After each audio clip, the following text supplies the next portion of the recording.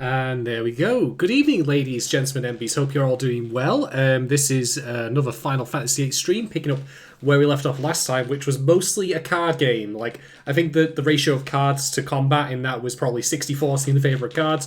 This particular stream is all combat, all the way through. All actual, like, gameplay and no card nonsense. Because we're going to be doing probably the most famous, or one of the most famous sections of this game, one that was featured on a demo, no less.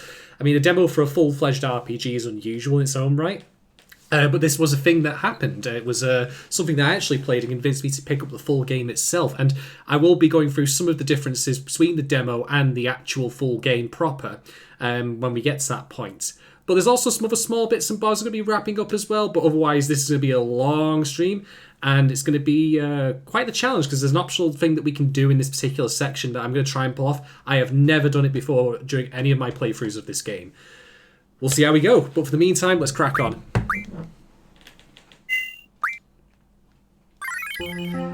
Okay, so before anything else, there's something I actually want to note that you might find a bit surprising, which I'm going to turn on the... Oh, not that. There we go. I'm going to turn on the ×3 run speed. If you were following my Twitter earlier today, you might have noticed that I was tweeting about this game, because what I like to do is I like to do some off-stream grinding, so the drier parts of doing various JRPG crap are like, you know, something you don't see, because no one cares for that.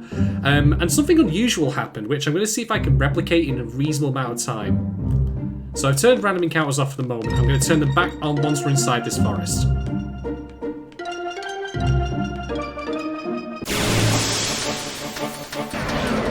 Yes, you can fight T-Rexes in the jungle!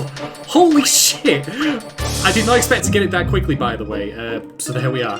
So anyway, I've turned random encounters back off again. That's proof on air now that actually is a thing, and it still surprises me. I mentioned before, like, about the things that I've never done casually with this game, and that was one of them. I did not realise you could fight T-Rexors. In the garden forest, in the forest around the garden, at this particular point in the game. It's insane. That's going to make this later section of this game actually quite funny, I should point out. But anyway, there is other stuff we can be doing as well while we're here. Because there's actually some small bits that I've not shown off yet. So there's a library in the garden, and we're actually going to go there. And you can actually fast travel between locations using this particular menu, which is quite nice.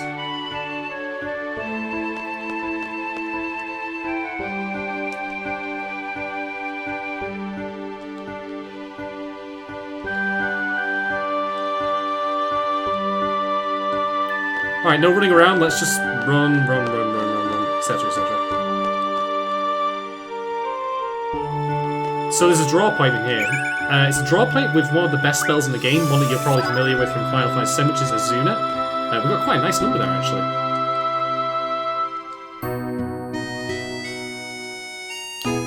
So there's actually another reason that we're in the library, which is that there's actually a secret item you can get here.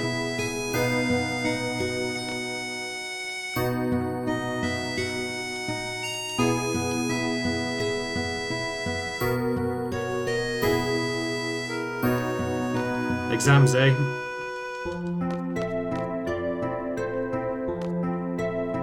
Try to find where the bloody hell that thing is.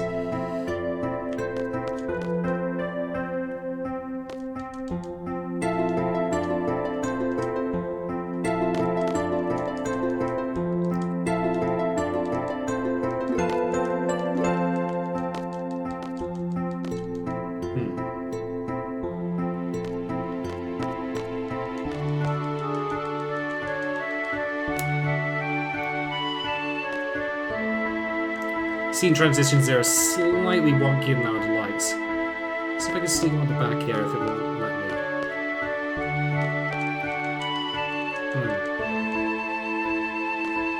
Well, never mind. We can come back and get this item later, I believe, anyway, so I'll not bore you to death with me trying to find it. Anyway, that's all we really wanted to look at the moment, so for now, I'm actually going to head to the dormitory. And then we'll progress to the next part of the game. What I've done off screen, by the way, is also gathered up a lot more magic, so now we're maxed out on at least 2 separate stacks of all the basic elemental magics, mostly maxed out on healing magic and also sleep magic, believe it or not.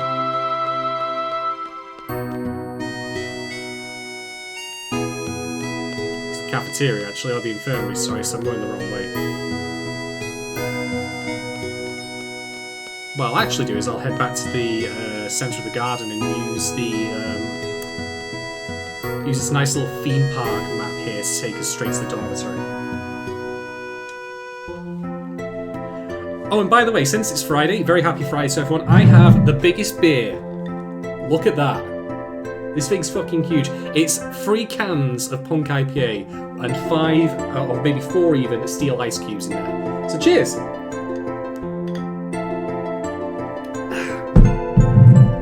That'll keep me going for the rest of the stream, methinks.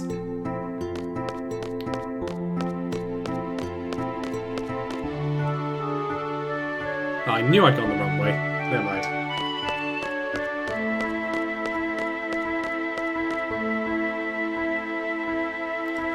Alright, so in Squall's dormitory here.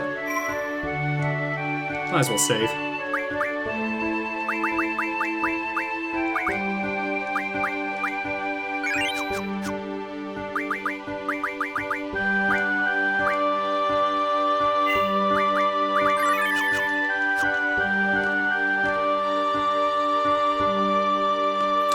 Notice how Squall, by the way, has the lion symbol that you see in the opening title. There's this nice little panel. I think that, from what I can tell, you might be able to see in the bottom right corner, depending on the resolution of the stream, there's actually a handle. I think that's the case for his gunblade.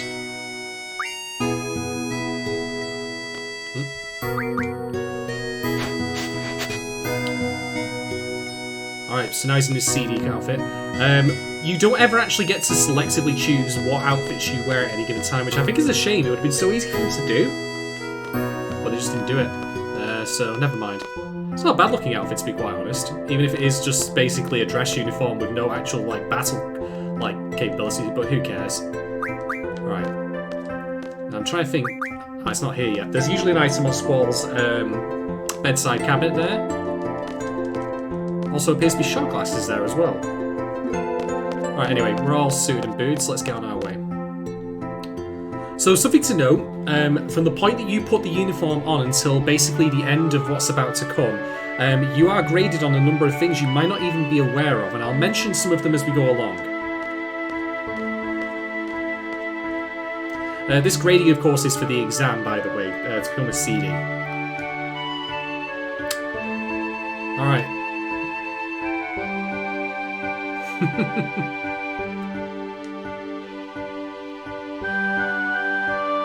We made a model from everything.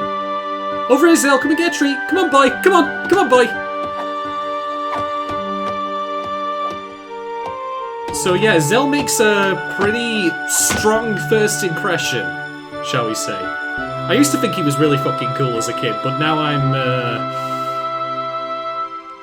he's not a bad character, don't get me wrong, but like, you know, I've also grown up a little since then.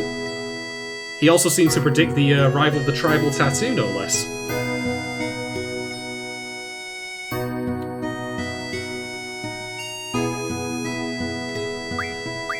So Zell is the fist fighter of this particular game, like Tifa.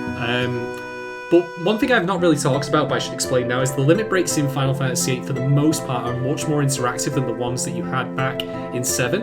The only real interactive one that you had in 7 was Kate Sif's, and even then that was just more luck.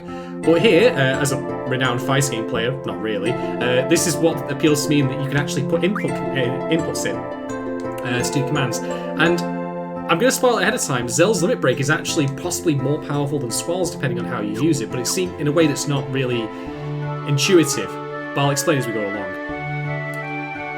What I'll note, by the way, as well, is that I recently played Remake, and there have been many moments about like how Cloud in that particular game did not understand the idea of a high five or a handshake, and Squall is much the same here, actually, which is quite neat.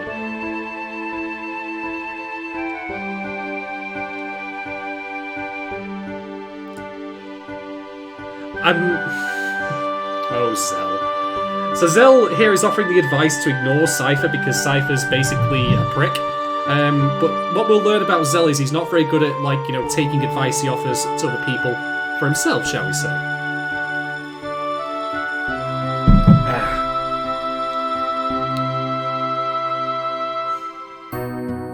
Oh, Quistis, aren't you meant to be teaching here and not, like, ridiculing your student?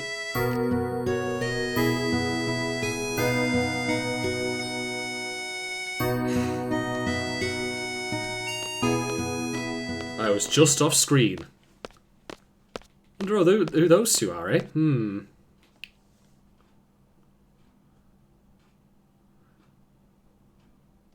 Fujin and Rajin.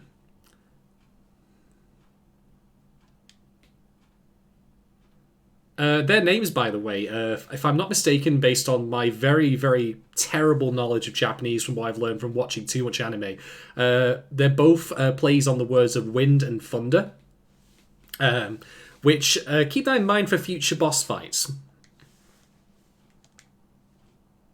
And, of course, Fujin and Rajin are just there, like, you know, throwing out the pom-poms for Cypher. Oh, this is why I love Quistis, because she's just so sassy. Save him for a bad student needs him? Okay, good luck, you prick. The list. Please. That list is written in crayon.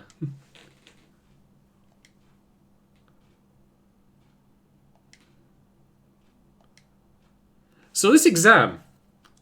oh god, Cypher. He's so bad about this.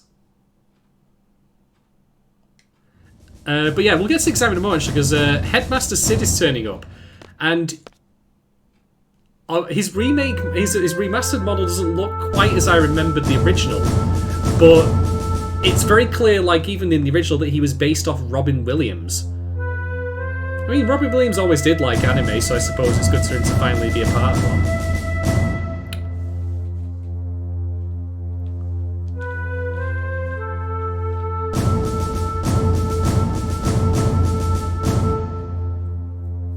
Good morning, Balam Garden.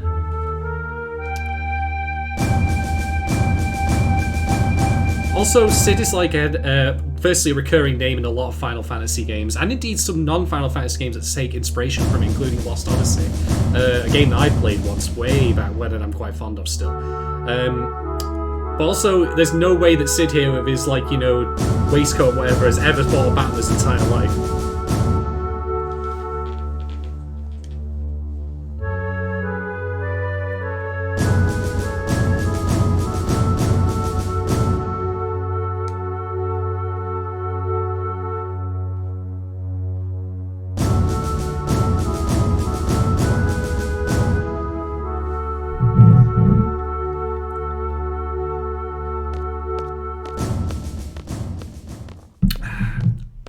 I've also just realised that remastered Raijin like has this weird cocksure like left-right thing. Also, Sid appears to have faded into the background in case you can't see there, so whoops. But yeah, one thing that I'll mention again is that you get graded on various things. So if we actually talk to Quistis at this point, or Sid or anyone else, we will actually be marked down for that. We need to just basically go straight onto the mission and be professional. Well, we've got to take this car. It's the only one that's got a fully rendered 3D model, clearly.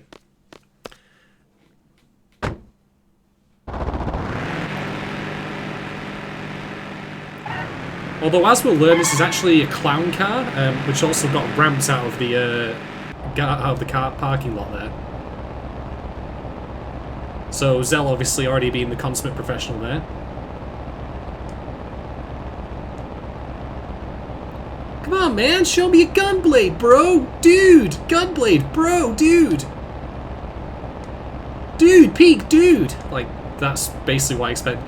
I don't know, like, tell me in chat, like, or otherwise, like, who you think would be best suited to voice Cell if they ever did the remake version of this. Scrooge! What an insult.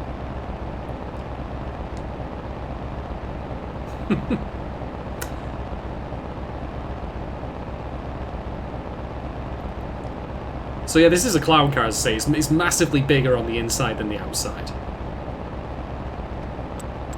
To the point where Zell can stand up in it.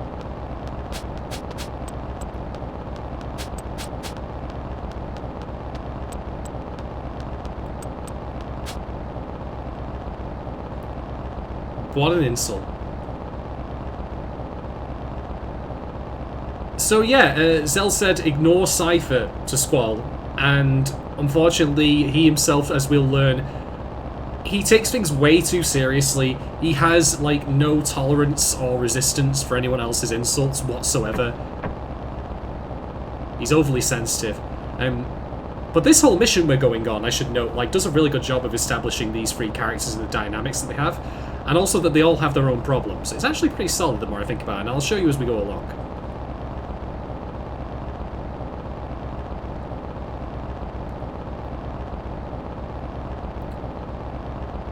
I didn't notice anybody. Don't you think I was the girl that was there?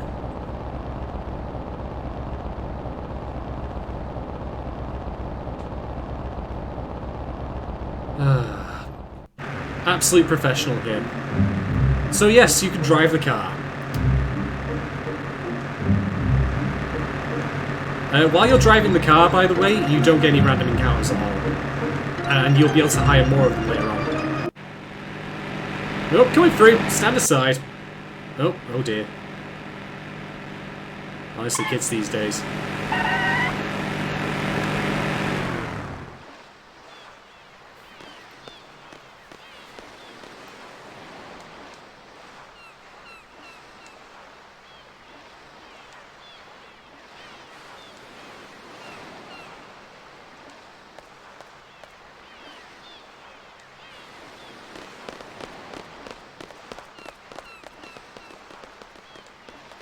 So, we could get on the boat right now, or we can go back into Ballon Town Centre, but again, if we go there, we will get marked down for basically talking to anyone, so we'll not do that. But you'll note now we have two new party members who are not currently in the party, but are still in the background. One of them being Zell. And so, yep, see his commands there. And the other being Cypher, the prick. So, since we're here, we might as well sort out our junctions. So, Squall currently has Quetzalcoatl, Shiva, and Ifrit, all of them, because I was doing the off-screen grinding. So I'm going to remove Shiva and Quetzalcoatl and just leave Ifrit on, because that's going to give him his, the most attack damage he can do. Which, by the way, he's got 100 waters junctioned and he's got 40 strength right now. We don't have any ability checks, so we need to worry about those. For Zell, I'm going to give him Quetzalcoatl. Quetzalcoatl's also actually learned the card ability, which allows you to turn enemies into cards if they're at low enough health. It works a lot like the Morph ability from Final Fantasy VII. But we're not really going to be using it very much because there's so many easier ways to actually get a hold of cards, it's not even funny. And as for Cypher, we're going to give him Shiva. Now, we're going to give Cypher Shiva, but we're not going to give him any magic whatsoever because I don't like him and he won't be sticking around very long anyway. What we can do in the meantime, though, I've banked all of this magic on Quistis here, so I'm going to give all of that to Zell. Zell's going to be our magic user just for a little while. So for the time being, I'm going to put sleep on there. Yeah, we'll go with water. So there you go. All side. So one thing I'll note before we even get on the boat here is one of the immediate differences between the demo and the final game. In the demo, all the characters had a lot stronger magic available. So like you had characters who had Fundaga available at this point. Cypher even had Bahamut, the dragon summon, which you don't get like as a mandatory summon in this game. It's actually optional content at the very end of the game, way past this point. So it's kind of crazy how that's different. You're a lot weaker in the full game rather than what you are in the actual demo. And consequently, one of the optional challenge of this particular mission. In fact, we don't even want to speak to them. We just literally, you can't even speak to literally any of these people. You just got to get on the boat. Otherwise, you get graded down.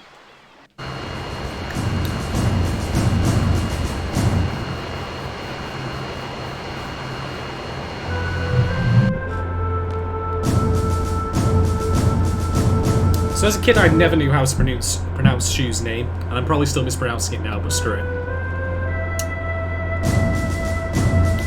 Cypher's field there, looking cozy as ever.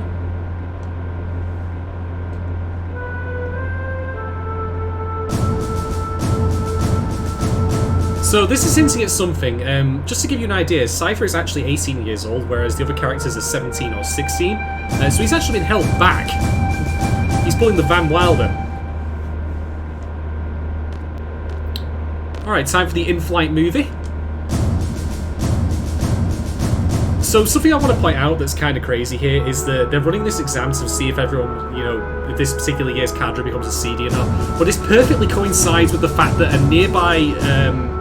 nearby city, in fact a kingdom even, from across the sea, is being invaded. Like 18 hours ago. I can only imagine the previous year's exam must have been incredibly fucking boring. Oh, there's no invasion on this year, we'll just have you go wander in the woods or something.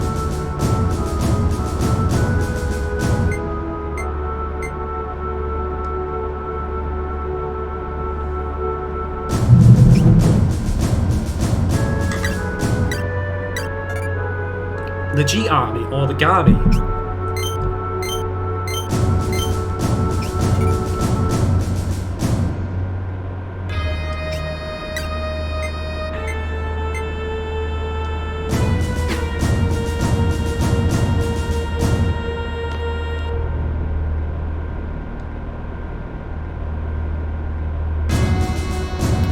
To answer your question, person with letters that I can't be bothered pronouncing because I'm lazy, my favourite Final Fantasy is VII. I recently finished the remake and I thought that was pretty damn good, although I don't really want to compare it to 7 because it's only part of the actual overall story. Like, ask me that question again when we've played it all and I'll give you a proper answer. 8 is good and 10 is good. Those are the 3 that I've actually played as a kid. I've never played 9 apart from maybe 1 hour of it, and I realised it wasn't for me. Which doesn't make it bad, it's just not for me. And I've never played 12, 13, 14 or 15 really. But the reason I'm streaming these games, since you're new around here, is because like I played these as a kid and I want to re-experience them as an adult and give them a fresh perspective. So Cypher's being told, you know what, we're going to go and invade, like, you know, this storm city, we're going to go do some urban warfare, you know, all that kind of thing. But it's boring.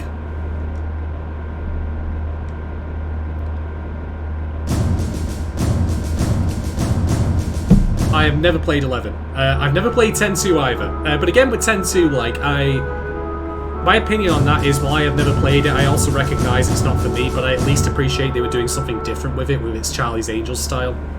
But I won't comment on it because, well, I haven't played it, it's not my place to do that.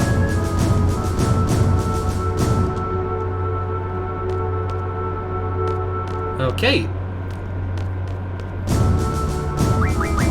So, I believe you get marked down if you actually talk to her at this point, and we want to progress straight to the fighting anyway, so let's just do nothing.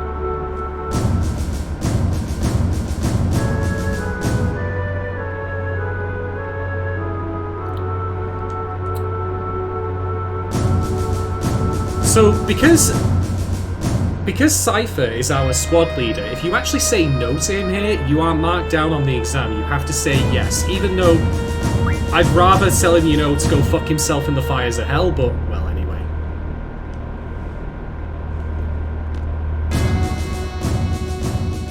And now is arguably one of the most infamous FMVs from the game, if not the most.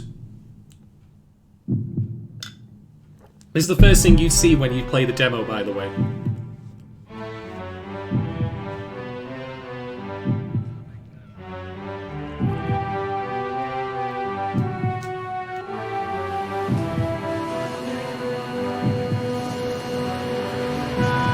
And I think the reason they probably put this particular section here in the demo is so they could show off the FMVs as well as a selling point. Because make no mistake, this was a technological leap over what you saw in 7. This tells me nothing, this prints out shit! Oh, looks like the party's starting already.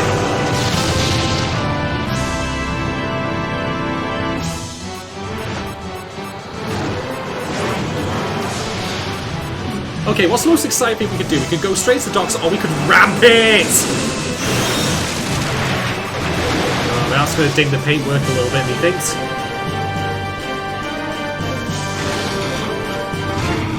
To answer your question, XZCVCXZX, Scott, that's going to be a problem to say as I can drink more. I believe it did.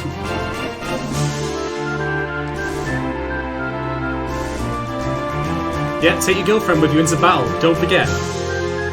Even decides to have this cocky, smooth turn. It was like, but again, because he's like, you know, a complete prick, he just goes by himself. He doesn't follow with your group.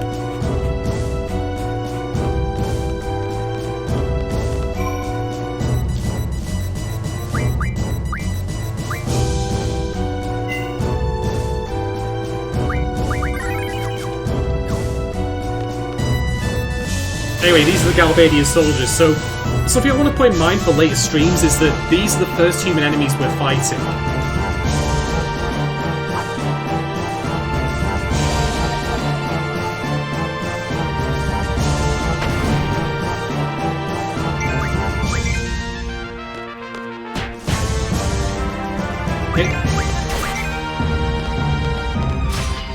So Cypher has a gunblade as well,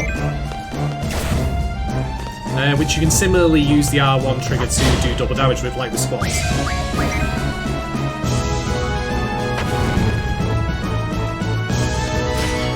Although the timing is slightly awkward. Let's see if I can get it just to show it off. There we go.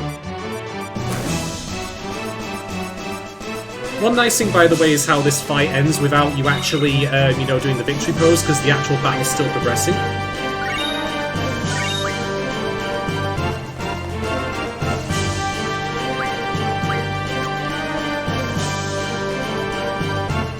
So again, they've made a couple of different changes from 7 here that make it better, in my opinion. At least in that respect, anyway. Something I will say about Cypher's fighting stance is that it looked like Squall's, at least he's holding it like a broadsword, but Cypher's he's holding it like side on like this, and that cannot be comfortable for his wrist. I get the idea behind it, but it just looks painful.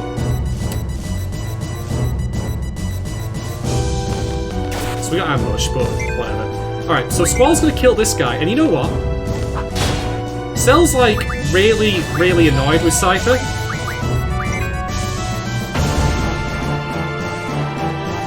So we're just going to do a bit of insubordination here, because screw it.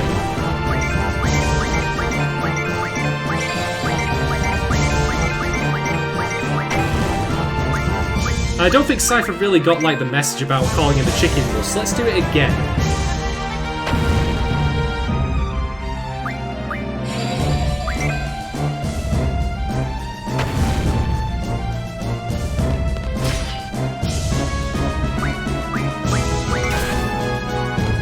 Let's have Squall get some payback for the scar.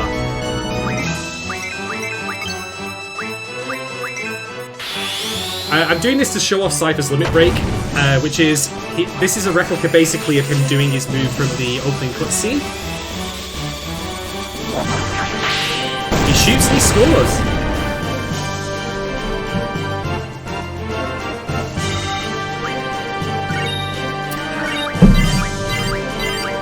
Oh, by the way, for all the various things that the game will dock you for, points-wise on the exam, hitting Cypher in that way will not actually count against you at all.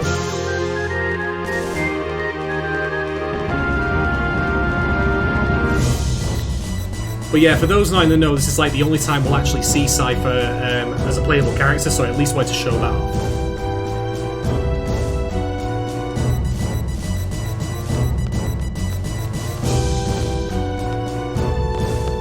Still there with the best assessment of Cypher that I've ever seen. Oh, it's just one guy. He thinks he can take us, but it's a bit cocky, isn't it?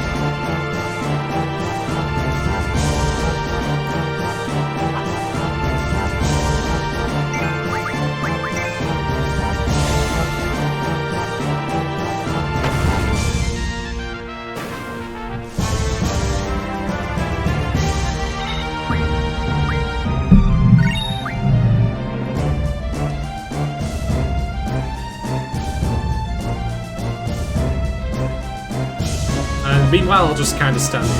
Hi, dog. Hi, doggy. Yeah, I got the room reference out of the way. There's me a dude over here, though. Again, he thinks he can take us.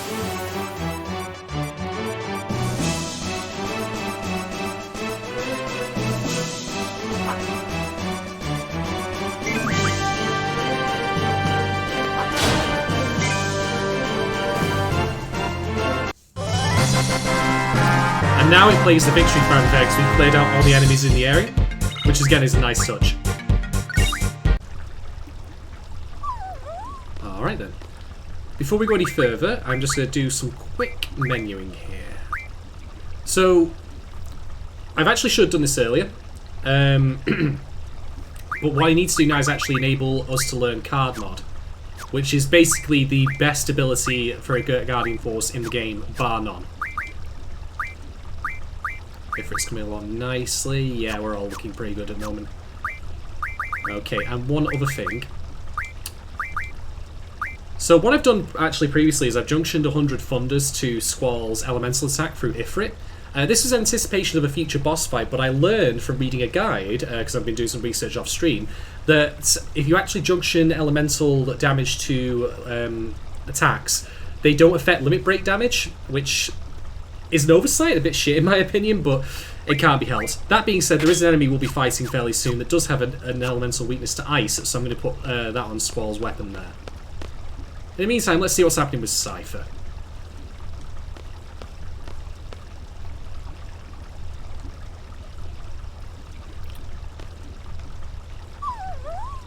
Pee on his leg. Pee on his leg. Pee on his leg. Nah, a bit much to hope for, I guess.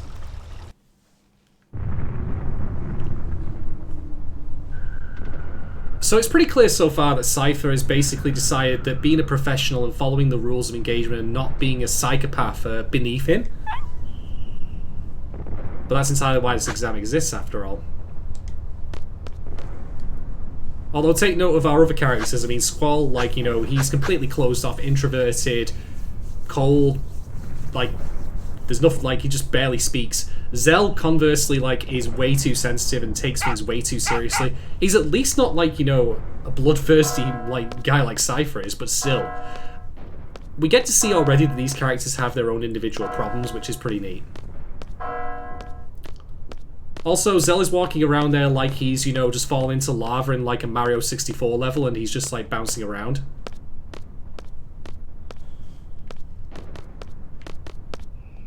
What do you think, Doc? What do you think of this situation? Ah, he doesn't have much to say.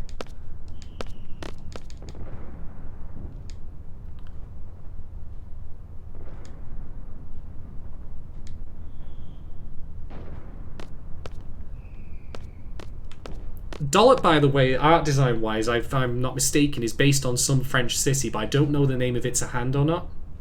I'll see if I can find it at some point.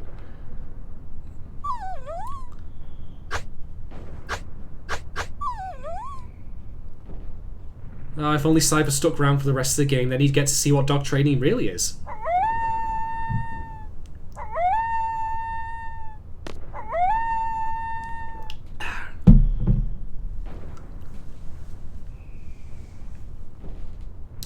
Okay, did anyone see me? Anyone see me? Nope. Alright, chaps. Let's go. Let's go. Gonna sneak off to the local boozer. Have a pint.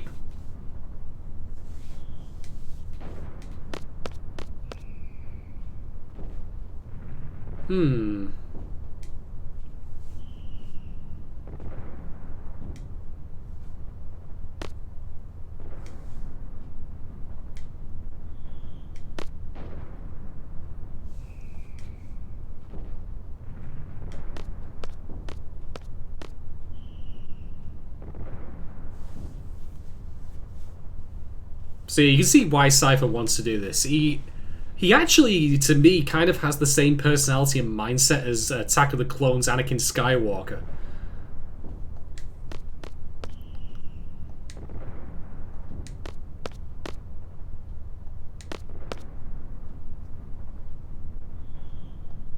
It's not even the case with being an exam. It's like literally an official like contract for them to do mercenary work to repel an invading army. But they're basically just children, including a supposedly mature squad leader, 18-year-old Cypher being, well, his usual piece of shit self.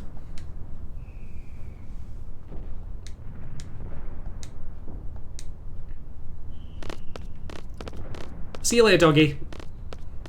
Alright, I see Cypher's already run off ahead.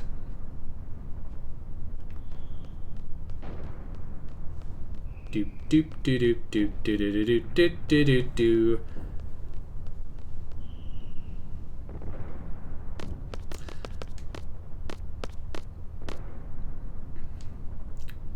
So that guy there, we saw people like him in the introduction when they were actually on the beach being blown up by Galbadian soldiers, just to show how badly they were getting their asses kicked there.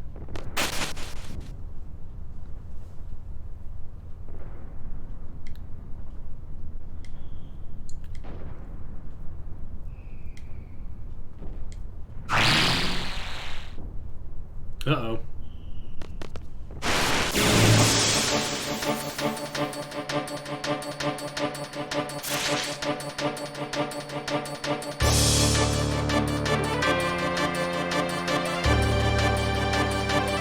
I'm going to talk about that line after the fight.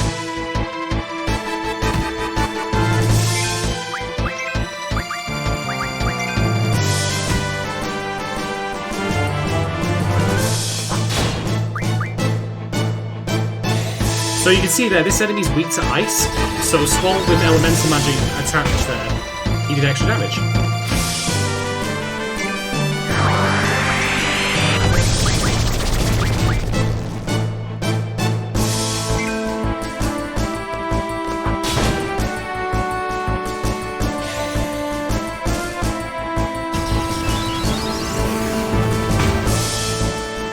There he goes. It's actually Zilla gets the killing blow.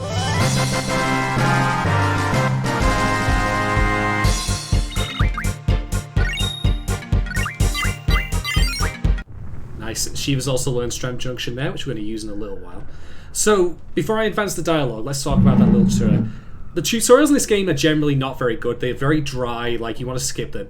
That one there is probably the best example of the tutorial that the game has to offer, because what Cypher is saying is true. The person who gets the killing blow gets most experience from that particular monster. And he says, save it for me. But by this point, in case my attitude towards him has not already been clear, no one likes Cypher. He's a piece of shit and he should be shot into the sun. So no player will willingly give him the extra XP as far as I'm aware.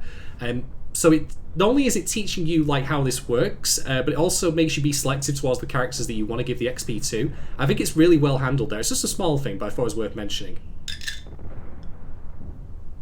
Apologies, I had to drink from my giant mug of beer.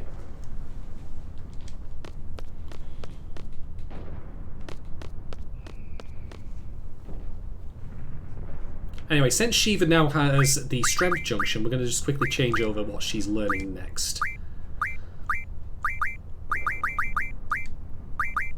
We'll move it over to here. And as for Kets, yep, still got card mod on there.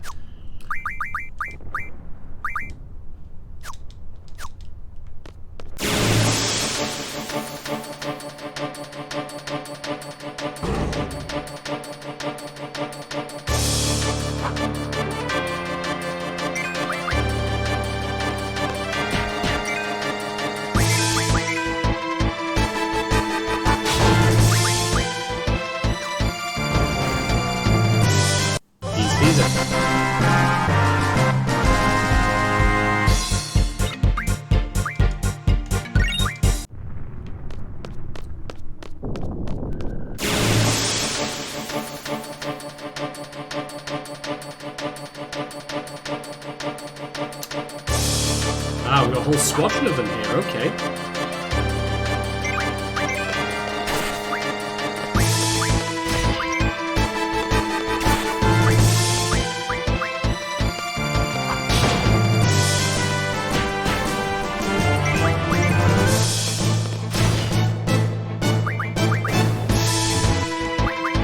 Alright, we don't need any of the magic from that guy.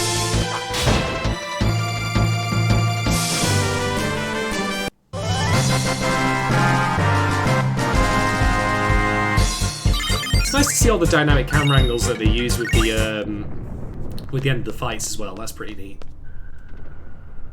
Some of the technical improvements from 7 to 8 are more noticeable than others.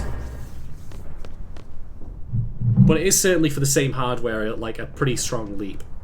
And that's especially true when you get to 9, which I haven't played a lot of, but even that to me clearly they were still iterating on how to use the hardware to its fullest.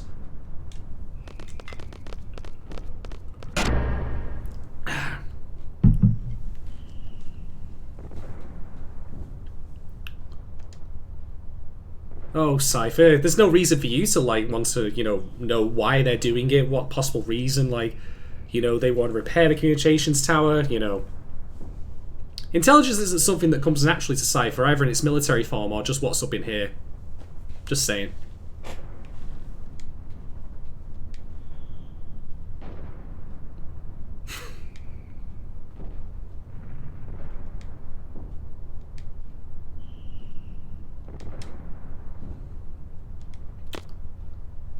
You know, I don't want to know about any of these kids' dreams, to be quite honest. They can keep them to themselves.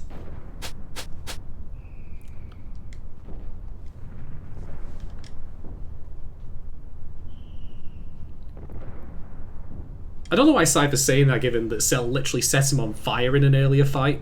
But hey, whatever.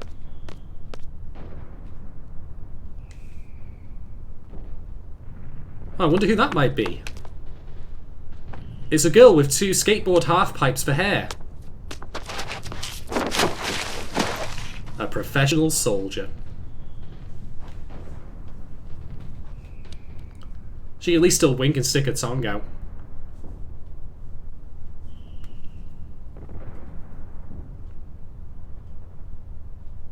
So yeah, this line of dialogue is different if you didn't show around before. The one time Squall hasn't been a complete, like, you know, ice king to anyone else.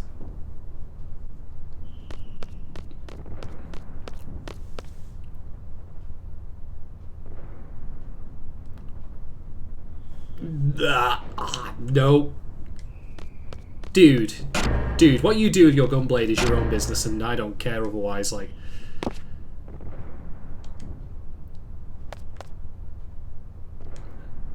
So, you could jump down the cliff here, but if you jump down the cliff, you get heavily deducted. You actually, like, have to go all the way around in order to not lose points, which is kind of silly, but you're being graded like, you know, on being a professional soldier. And since Cypher's made off, it's just us two now. That's fine.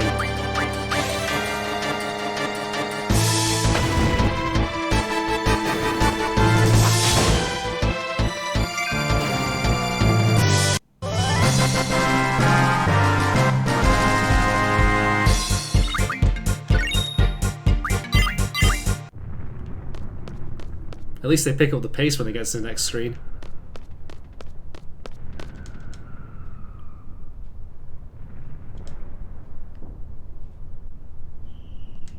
That's a police count of 2.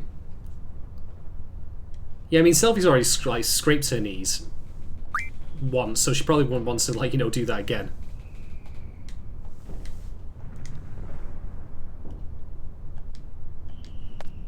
Okay, so Selphie joins the party at this point. Let's go and sort out some Guardian forces for her. So we're going to switch things around a little bit here. Zell is going to have Shiva instead of Quetzalcoatl. And for that, because we have 100 wars, he gets that too. And we'll give him that just to increase his resistance value. It's not really necessary, but we might as well since we've got it.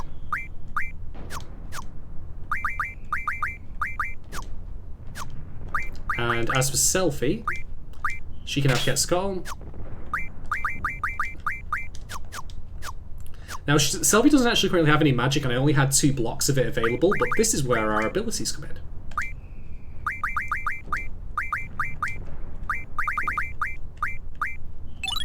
There we go.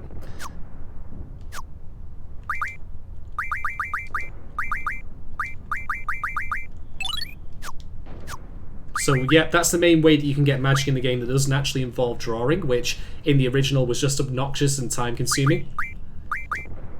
So, Zell has sleep magic, but he's not going to actually use it, so I'm going to give that to Selphie instead.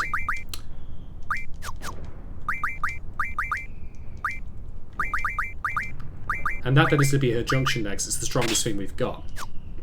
This will come in handy for a coming boss fight that we've got. But otherwise, we should be set. So let's head inside. Well, I would head inside if we weren't interrupted. There you go. Yoink.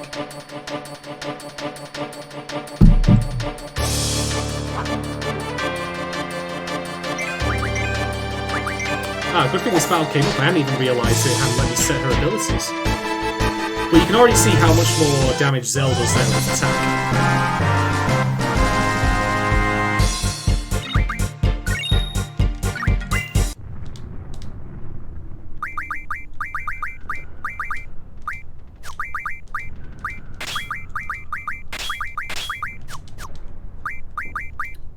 I'm not currently junctioning the Guardian Force abilities, some of them, by the way.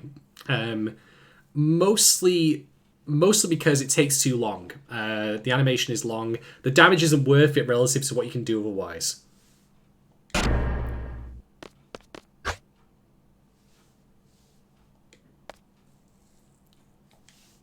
That's a hay with three A's in there. Three E's in there, rather, I mean to say. It's not like he has anywhere to go. What? Is he going to jump off the, you know... Is he going to jump off the tower when he's done? We could just wait here for him to come down, you know. Anyway, since we're here... Blind. We'll give that to Selfie for now. Not a bad draw.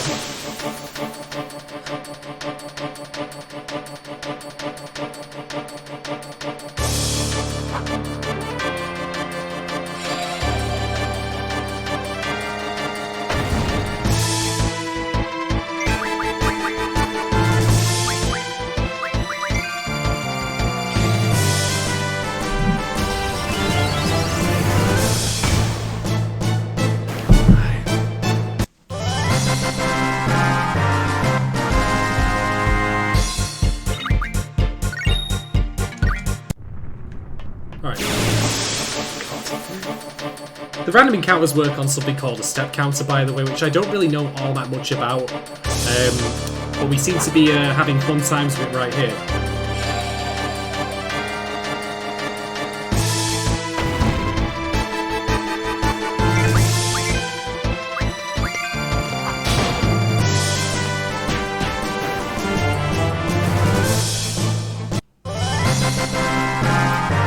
And yeah, sometimes you get camera angles on the person who gets the killing blow. Yeah, another nice change there. I just want to go and save, that's all I want to do. Okay. You actually get a very generous amount of items when you start the game. So that's why we have those tents, for example. So with that in mind, I'm just going to quickly swap over some other stuff. Yeah, let's take Blizzard off. I can't recall if the boss that we're fighting up next actually has an elemental resistance to ice. But anyway, we'll find out.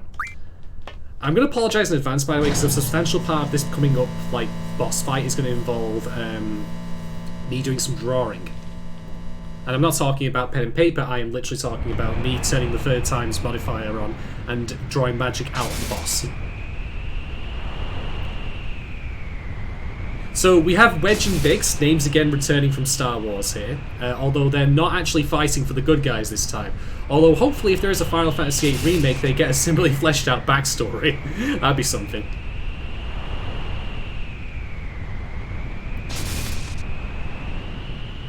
Might want to stand a bit far away from there, like, you know, you've got electricity flowing off that thing, it's clearly not safe.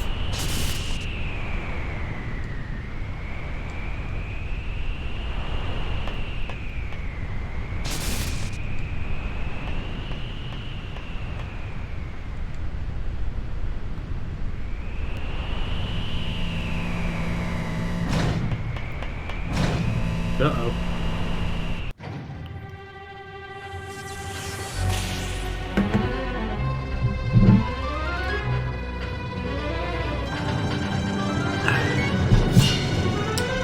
No, my last reg only had 2 days until retirement!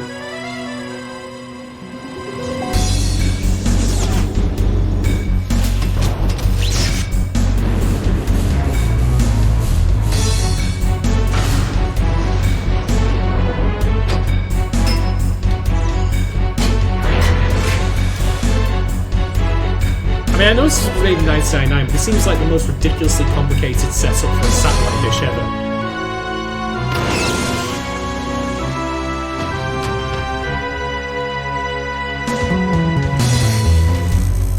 Although even the background music for this is great. Like, it's just a satellite dish unfolding and the music's still good. So that's something.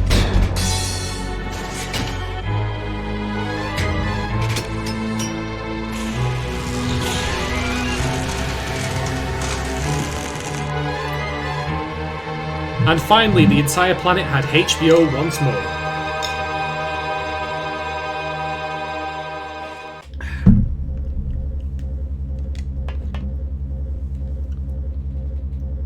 There's something about the way some of this dialogue is written that's really quite like... Likewise, Mister!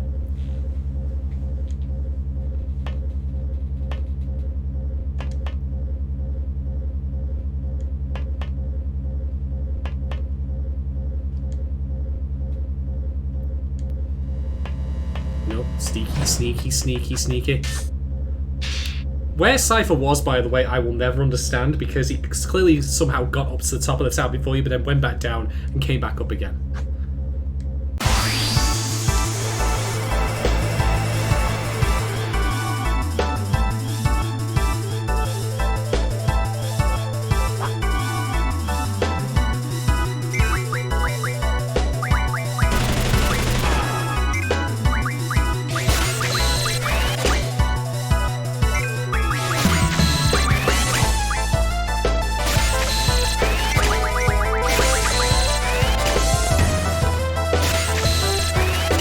This is just me mashing now and also just drinking booze. So enjoy, folks. Hope you're having a good Friday.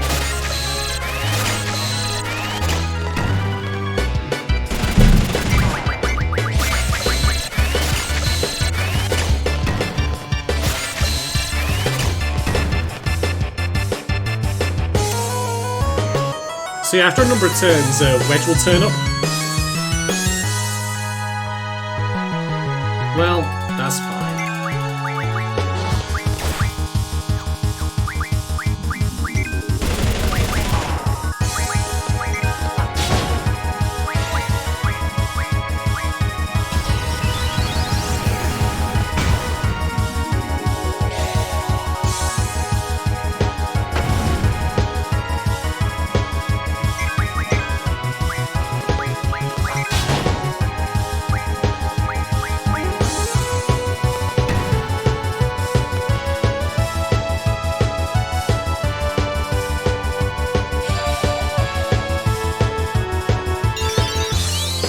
That's mighty generous of him.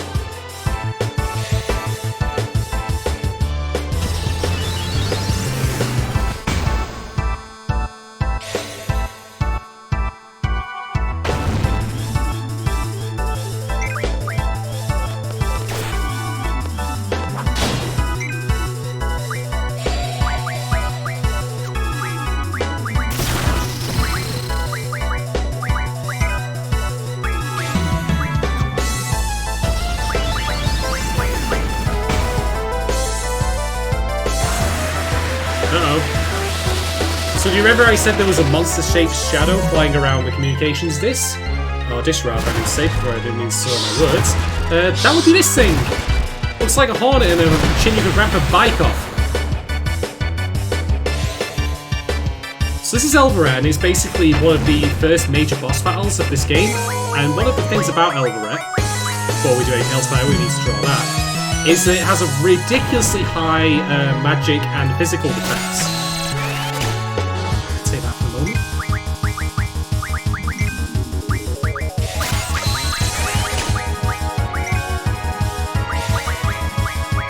So double is a spell that allows you to cast 2 spells at once applied. It basically substitutes for the All Materia from 7. And we definitely want a couple of these before we do anything else.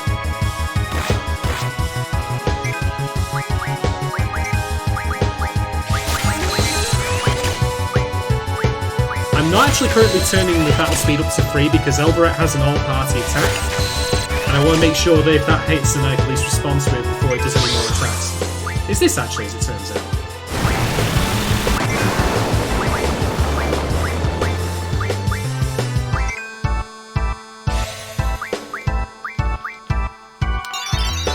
But it's not a boss fight that's really all that difficult, because even if you didn't actually end up like stocking a lot of pure magic, you can draw it directly from the boss itself.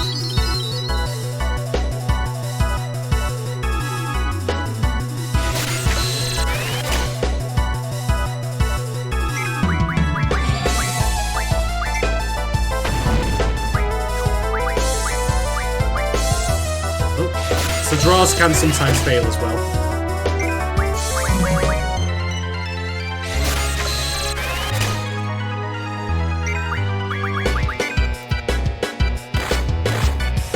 You might know, by the way, that I'm not currently healing up Squall. There's a very good reason for that. Anyway, I think we're good for the moment, so we might as well get to work.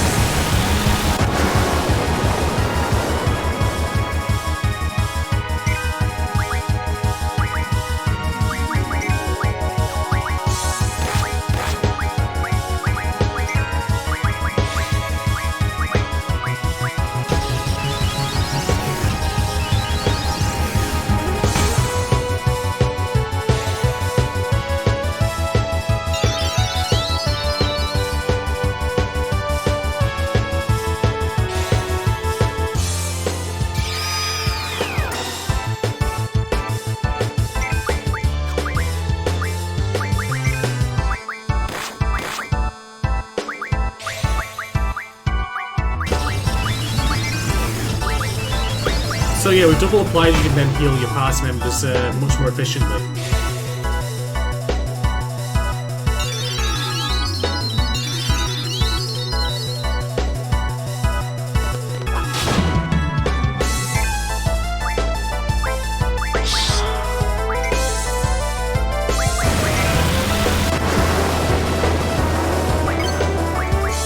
Thank you very much, Overrun.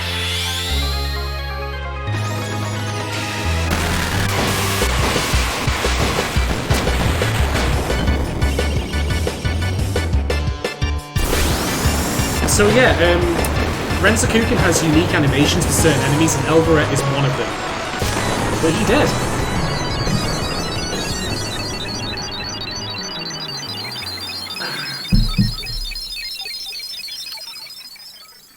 And like a lot of other bosses in this game, it has unique death animations as well, which is really nice.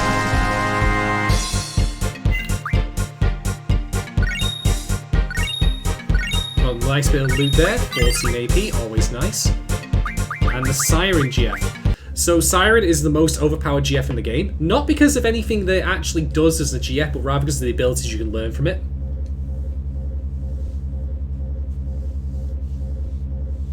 Note Zell in the background, by the way, checking out Biggs's iPad there.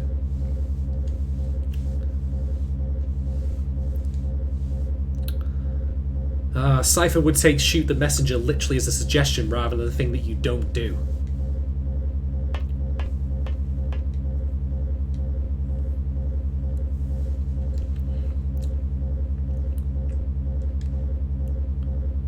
And he gives this ridiculous pose here.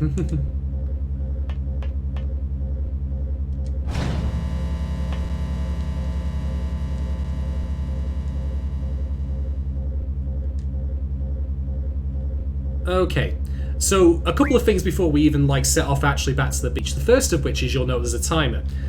You are scored on the timer, but unlike the Ifrit timer, which was 10 minutes and you get more points the less time that is left when you end it, you get more points the more time you have left. Specifically, you get maximum points if you make it back there with 25 minutes plus remaining, and you'll note the timer is actually dropping in the menu.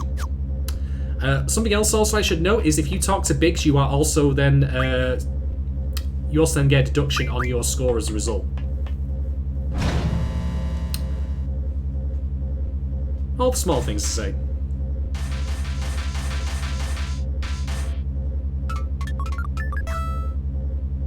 Nope.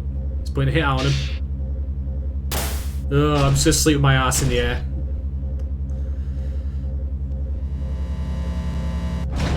It is actually very possible to make the 25-minute mark. It just depends on you doing a number of things, but for the moment,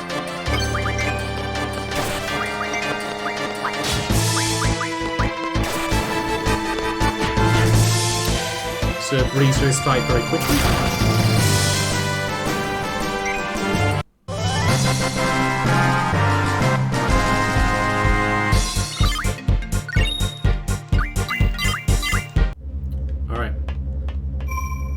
So, I'm going to save. 10. So, Squall can now have magic junction to his hit points. And one of the things I should note about this is that apart from obviously making him harder to kill, it means that he can have more HP banks before going into critical HP state, which is around 25%. So that means for what we're going to be doing next, if I can pull it off of course, he will actually be much safer from dying as a result.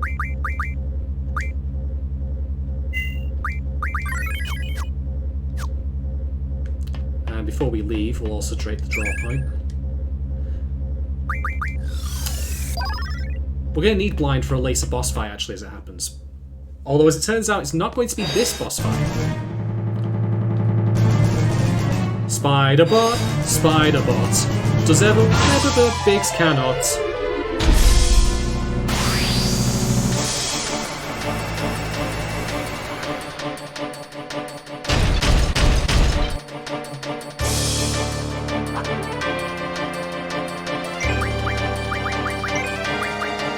So because it is a robot, it does take extra damage from thunder.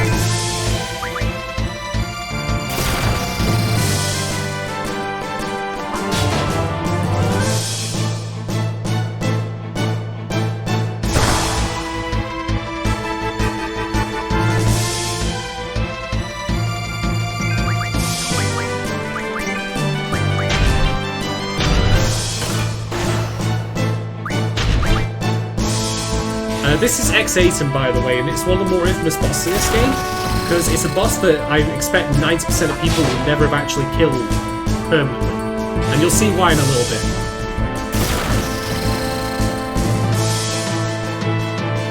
So, when X8 is damaged enough, it falls to its knees like that. But it actually has a self-repair protocol. Mildly irritating, but hey. Okay. And it's not usually possible for you to out-damage that self-repair protocol.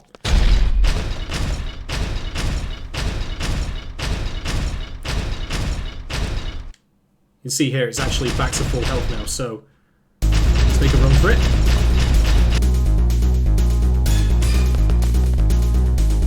So you can see there, that particular screen, most people don't end up dodging it, but if you literally hold left from the moment that the other screen goes black, you can actually escape it.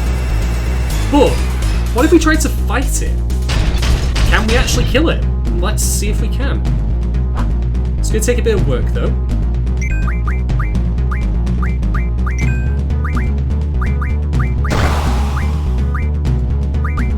I'm just like say one right now, what's that?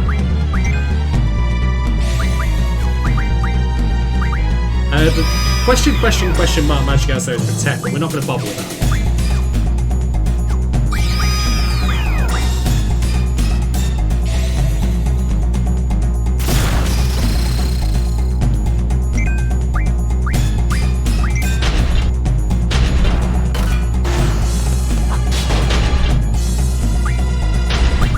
Ah, here's its ultimate attack, Raybot.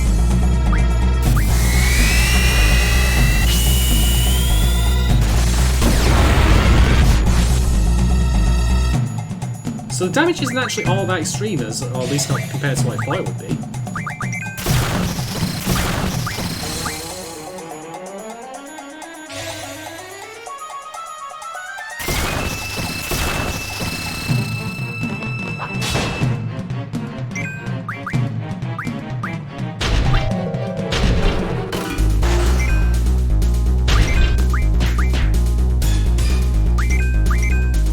May kill Squall potentially, but we'll see.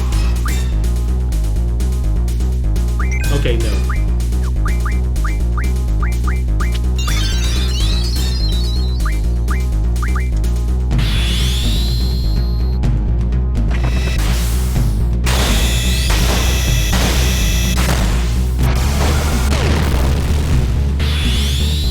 So my plan here is to destroy it by having Squall use its limit break. The robot has 5,000 hit points, and we need to take it out before it actually revives. You see their Squall's still in critical HP, which is good. I didn't mean for him to use Thunder there. Probably someone else. Anyway.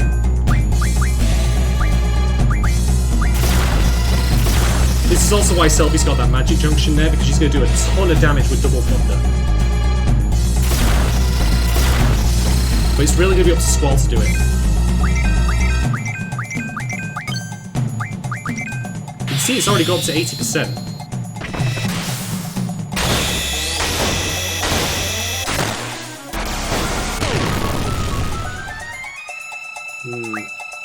I don't think that's going to do it. Alright, let's try again.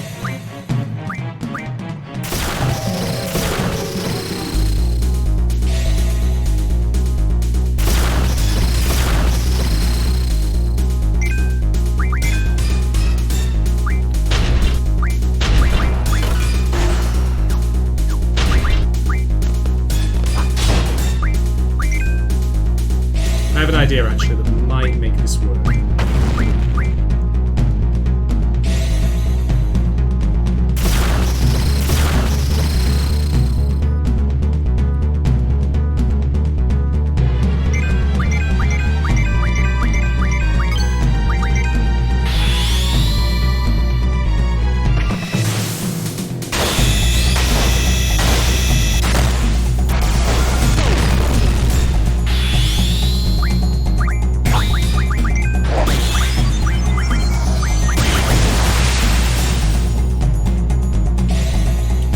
only problem is how quickly it repairs itself. Trying to get Squall's Renzakuken to up is actually a nightmare, even at low hit points.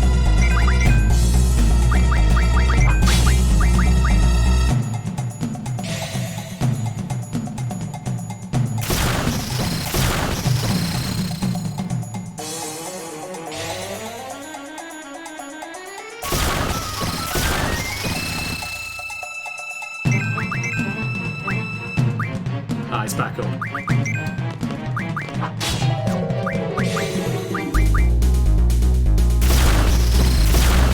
Let's see if I can try and optimize the next round. If I can't, I'll just run away from it.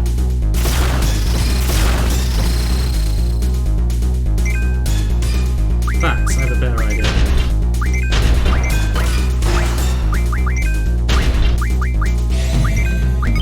There we go.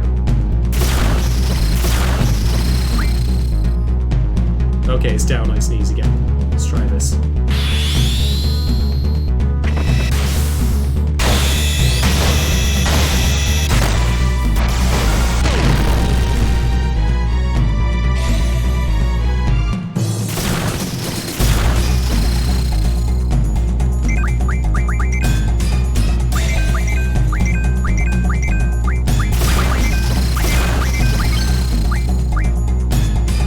My current plan here is to actually try and get the Renzakuken prompt to come up while the other characters are casting their magic, because it takes some time.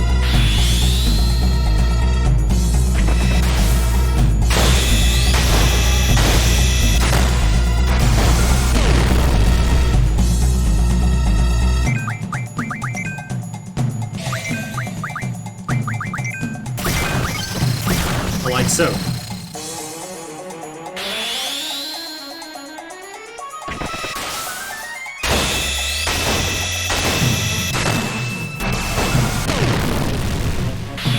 We got Rough Divide, very nice.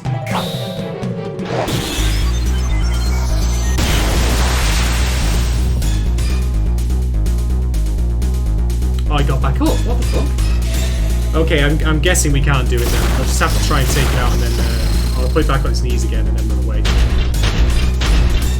That's a shame, that.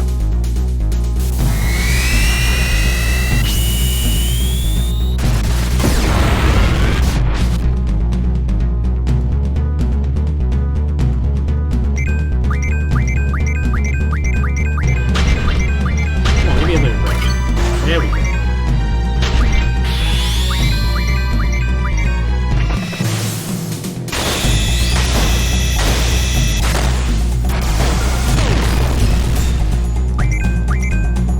Alright, let's make a break for it. I had hoped by optimizing turns it would have worked there, but it seems it kept repairing itself despite that. I only thought it repaired when the actual thing goes. I'll take the 50 AP though, to be quite honest.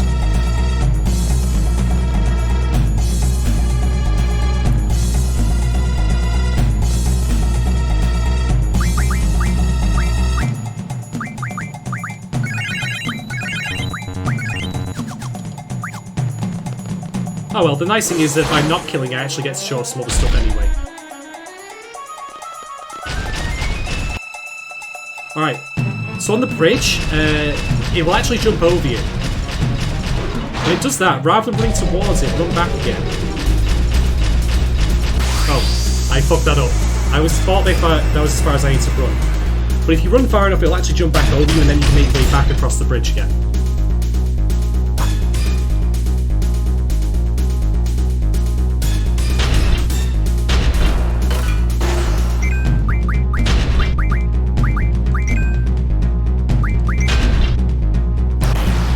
To wait for Selby to get the double sticks applied.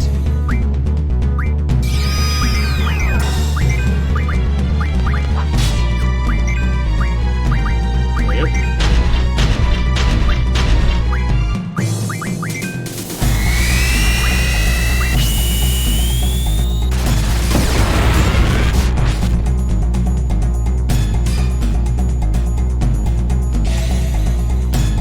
We've still got ounces of time.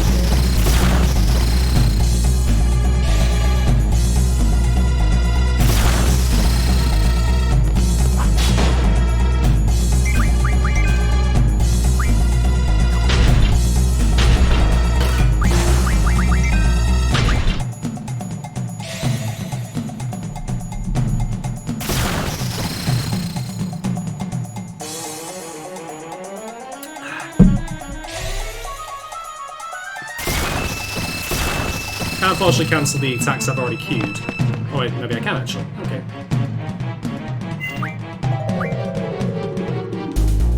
Alright. So something you need to do here, you need to talk to the dog. If you don't talk to the dog, you get like the biggest points deduction of the exam. Because the dog gets stood on by the fucking spider robot, which is shit. Anyway. Looks like it's still coming for us, so...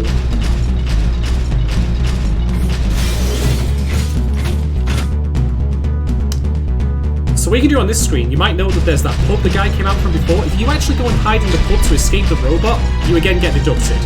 So at this point, it'll jump on you. Oh no. Alright, there we go.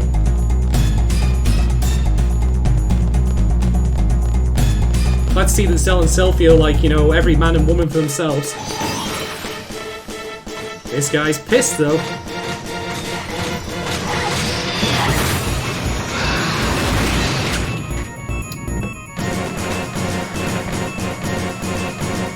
It's fine, though. We get one of the best cutscenes in the entire game. Running away, running away, running away, running away, running away, running away!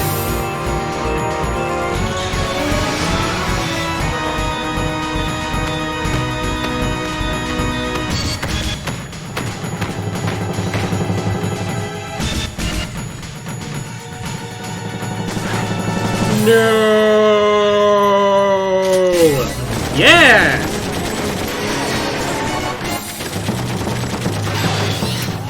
I defy you to tell me what's better than Quistis murdering the hell out of a spider robot with a giant machine gun. Is there such a thing? I don't know.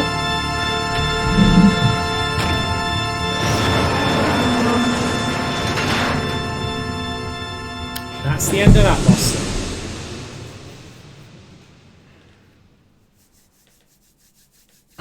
I've also realised I made kind of a cock-up in that I didn't actually end up junctioning Siren, if I don't recall, before we did that, which means we lost out on the whopping 50 AP that we got from actually doing that first boss fight with the spider.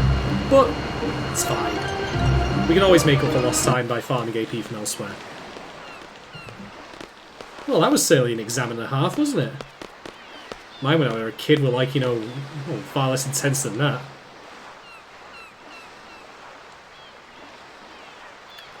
So we learned very quickly from Fujin that she always speaks in capital letters. I have no idea why this is a thing, but it's a thing.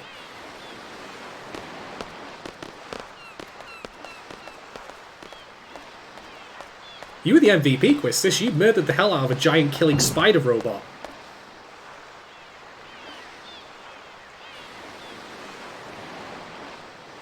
He's already made a run for it.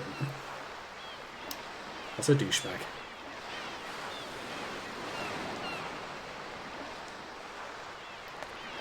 Alright. So I suppose before I forget, I should probably... Oh yeah, Cypher's also taken off in the car.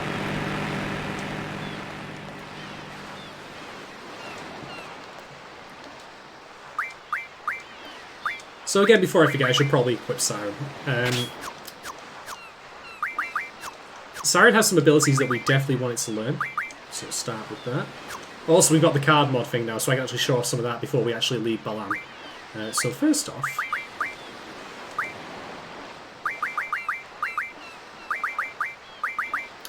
So, like, all of this stuff here is, like, Life Magic Refine, Stats, Medicine Refine, Tool Refine. They give you some of the best GF abilities in the game.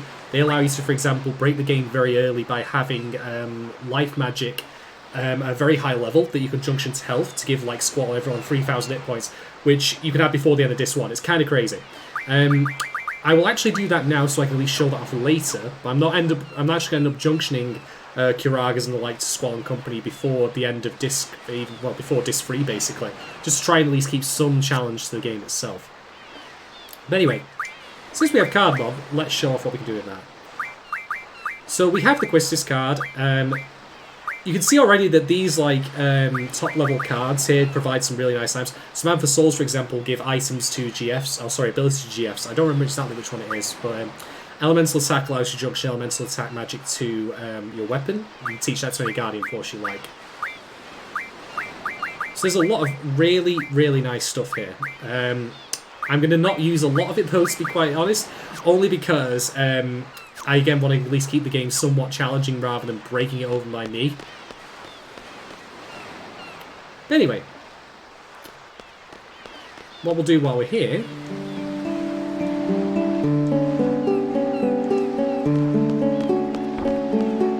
Pops the hotel.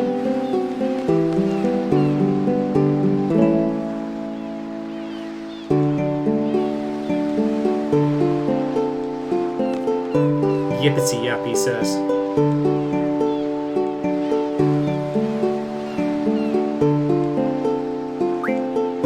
So we do want to stay here because it's nice and we can pick up. I like, by the way, there's that little bit of personality here by the characters actually resting in the hotel rather than just you waking up and that's the end of it.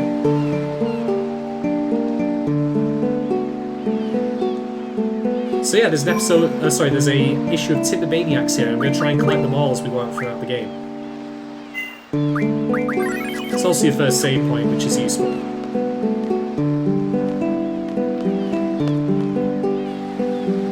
Balam's great. It makes me want to go back to a seaside town at some point. One that's not shit, preferably.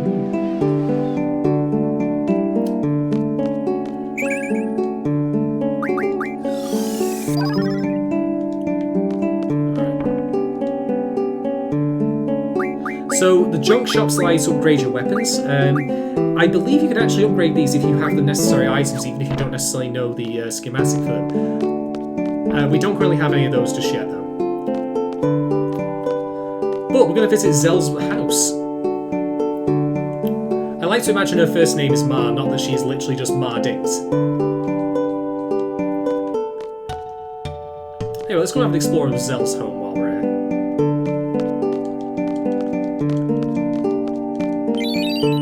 Oh, he's on all this. Oh, no, it's not an issue of Timber Maniacs. God damn it, Zel.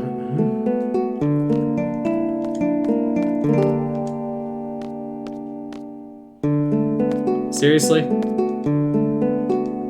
God damn it, Zel. Well, never mind.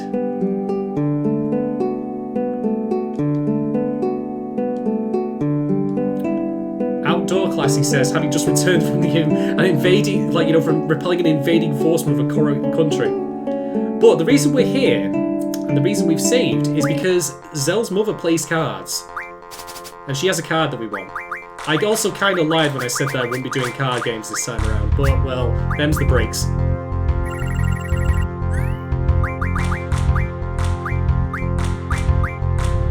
Alright, start with the Abyss Worm play bottom right.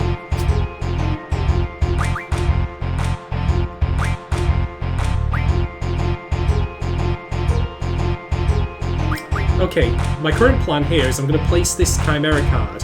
And what they'll then do is they'll either play the 6-5-5-6 or the 7-3-5-4 on the bottom row. But I can then play Ifrit.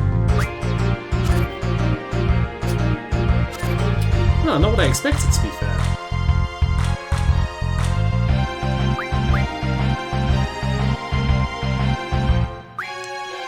That's fine, though. If I play the Quistis card here, then there's no answer apart from putting that card in the bottom left as I originally wanted.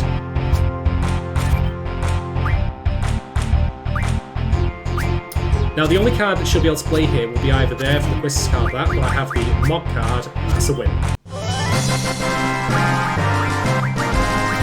We'll take the Iron Giant because it's a very, very nicely well-rounded card. So, she has a card that we want, but the card has a 1 in 10 chance of actually being played, which is a bit silly. Like, it should be available from the get-go without faffing around, in my opinion. Ah.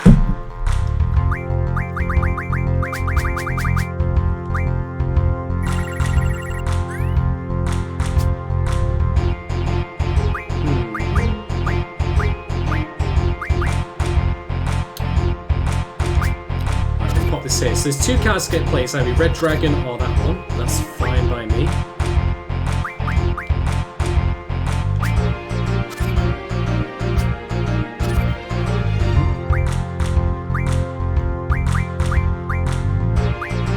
I'm going to play the Ifrit card here, because then we have good cards for the right-hand side of the grid. we get a double, which is always nice. And the Quistis card, and that's it, 7-3. Now, you might think I'm being a madman here by getting the Gizzard card, but there's a very good reason for that. Because we're actually going to refine those cards.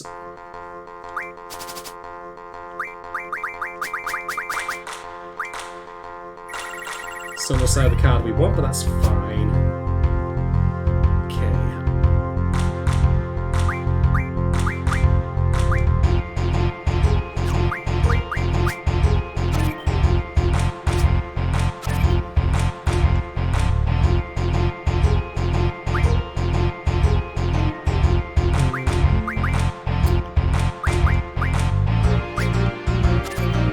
Save those powerful cards for last, I think.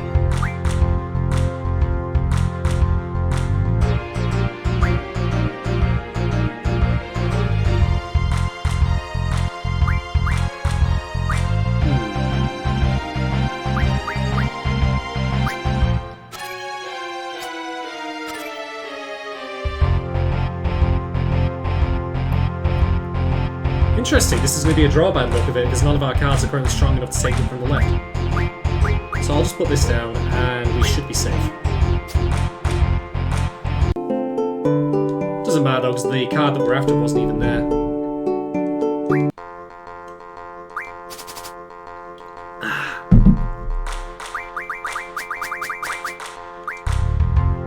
Nope, still no sign of it.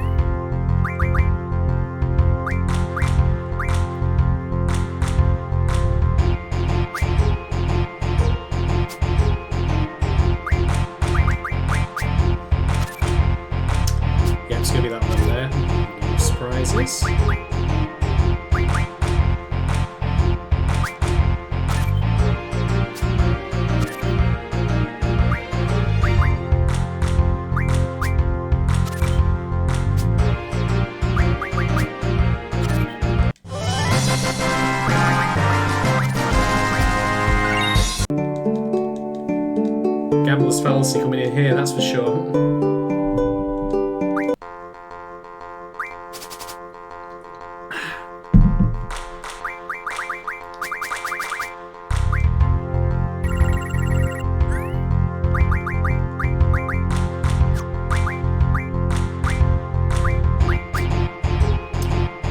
One in the middle? Yeah, I thought that might be the case.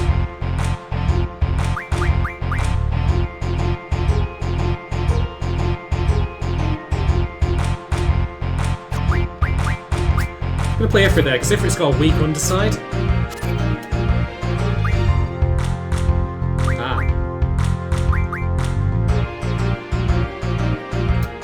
what I'm gonna hope for, if I play Mog on the right, in the centre right, I'm hoping that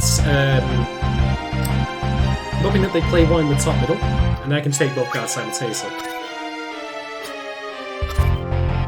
Okay, not quite what I'd hoped for.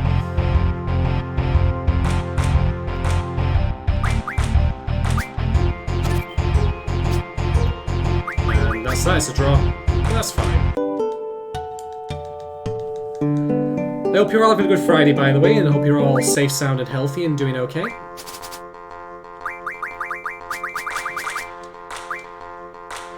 So excited. I'll take the bomb card though if I can get all that.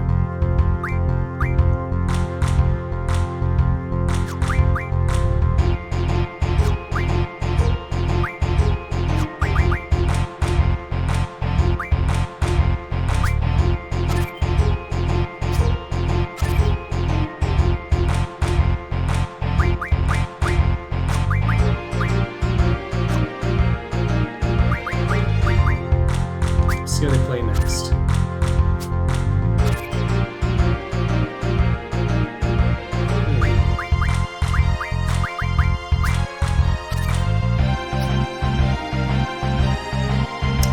I think I go for a 2-in-1 deal here. Rushing victory, love it. Palm card's nicely rounded though, especially for playing top left corner. Now, cough up your card, goddammit.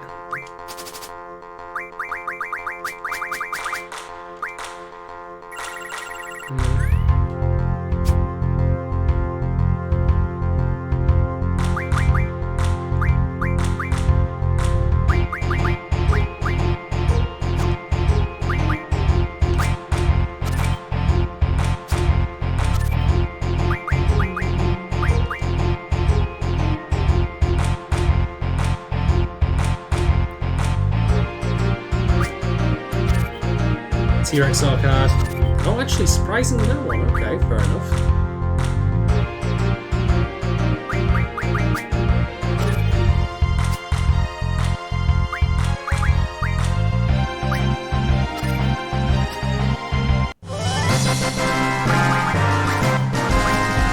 Definitely taking that one though. It's really, really nice.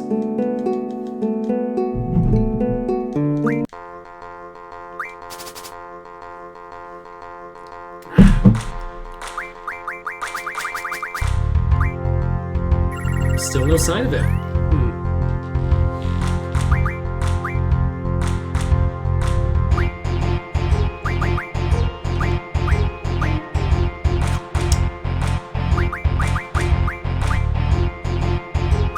This is going to result in the Biggs and Wes card played at top. Yeah, I thought that might be the case.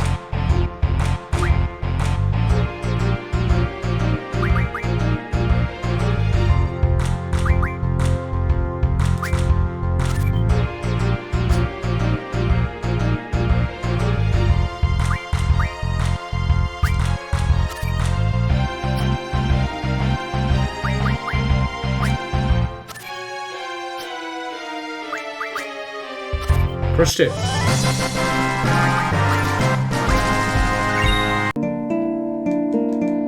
I should note, by the way, that some of the cards in the remastered edition actually have new art as opposed to what they had in the original game. Biggs and Wedge, for example, and Ifrit as well, are actually based on 3D models rather than drawings. Still no sign. I'll take the Marlboro card if I can get it.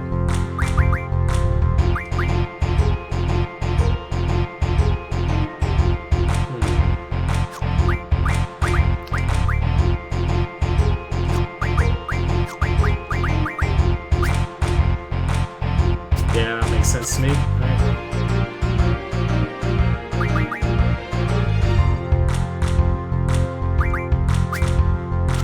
What's this card doing work here?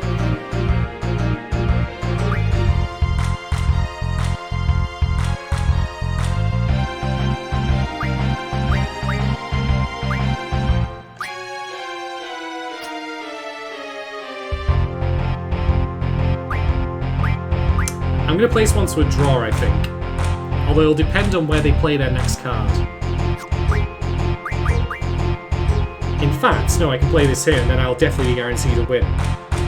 Well, actually, yeah. Let's see how this goes. Yep. Guaranteed a win.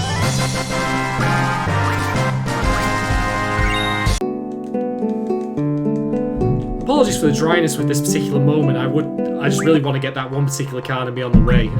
So hopefully we have it soon enough. It's just RNG at this point. No such luck. Anyway, Marlboro card, really good starting card. It's going bottom left, so why not use it?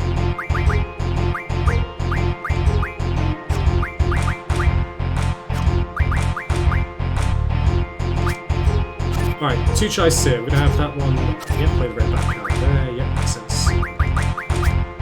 Card there.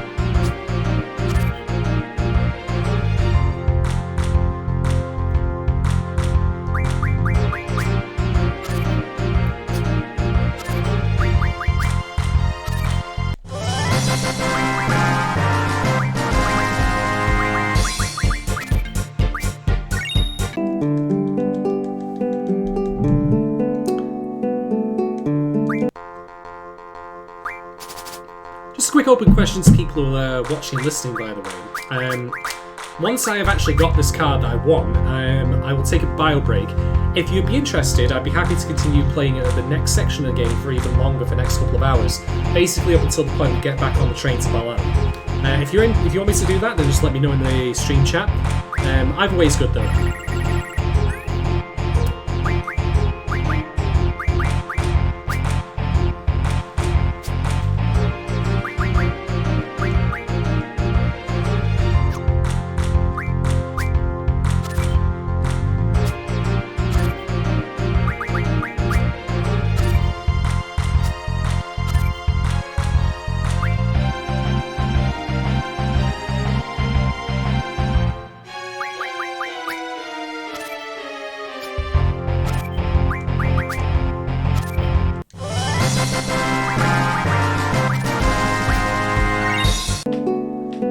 We absolutely want to be stocking El Noel cards, by the way. You might know that the enemy looks an awful lot like the boss we fought earlier, the one on the tower.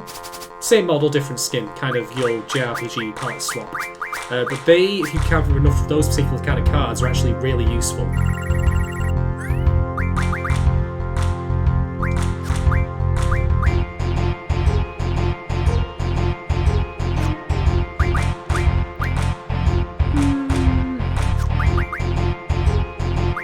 Let's have this one top right.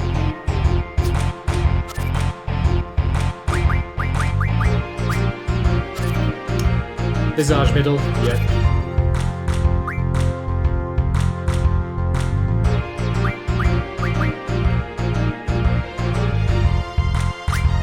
Gonna play a T-Rex saw middle right, yeah.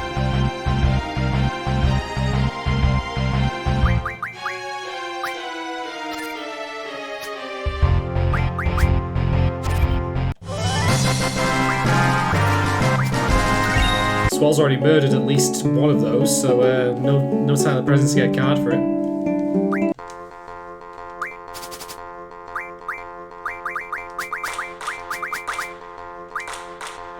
There we go! So, in case you haven't spotted it, Zell's mother actually has the Zell card, and we won that.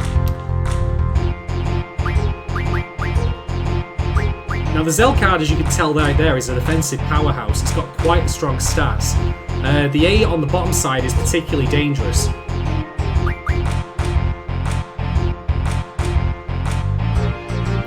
So the only safe card that we can actually play at the start to try and bait the Zell card out is actually going to have to be the Quistis one. Because there are no cards that can otherwise take it. So we'll see if plays Zell first. No, I'm going to save that. Ah, I forgot about that one. That's fine though. Yep, there's the Zell card. However, this will actually work to our advantage, because if I now play the El Noel here, they'll then play the imp-like creature in the middle.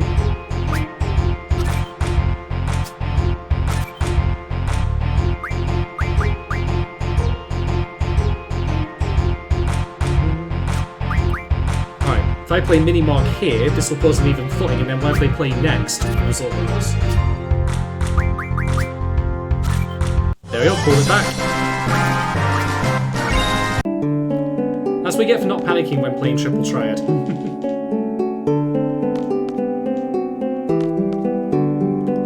So, we've got that for the moment. We don't really need anything else. So, I'm going to get out to the world map. I'm going to save.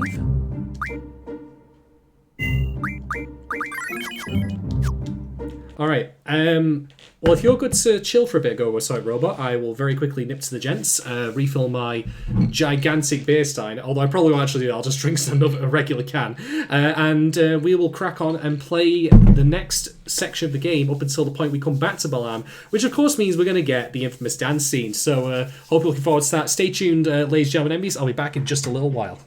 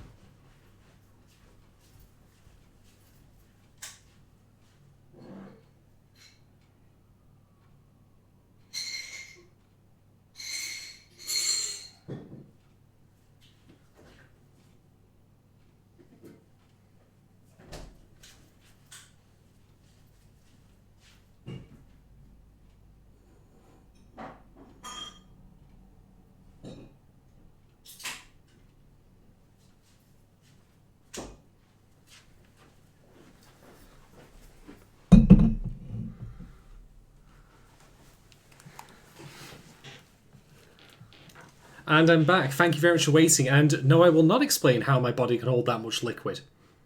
Figure out for yourself. But speaking of liquid, I have a special guest beer today. This is the thing that my Twitter handle is currently named from, which is Much Intenser Dance Vibes. Something a bit like this. I had this at a place called the Port Street Beer House in Manchester this week, because I've been on holiday. It's 11%. It's pretty potent. I mean, we're going to have to watch a dance scene, so I feel like I need to get really intoxicated for this.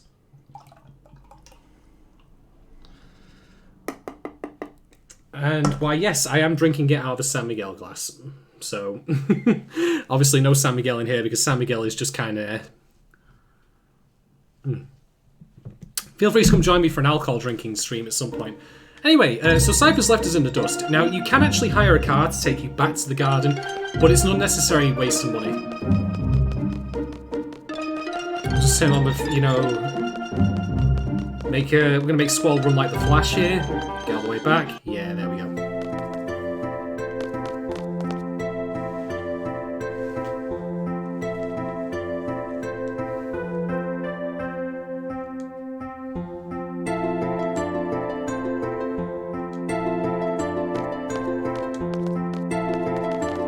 Alright.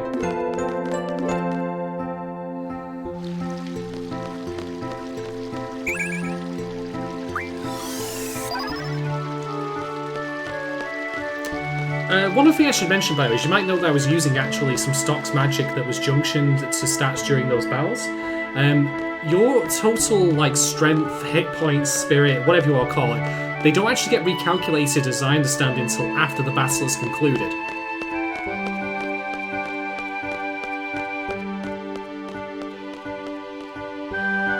So you can use stock magic during a boss fight that is junctioned without any real consequence at that time. You won't, for example, see Squall's hit points drop in real time.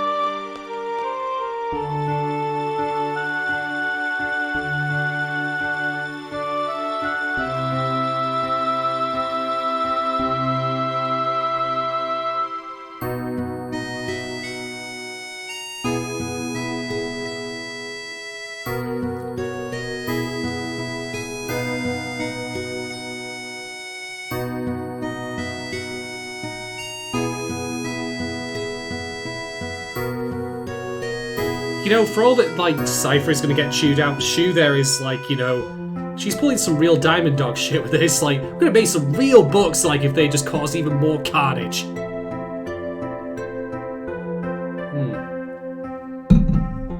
Anyway, looks like we can do it again. Hey, Sid, do you play cards? Oh, I guess not. Well...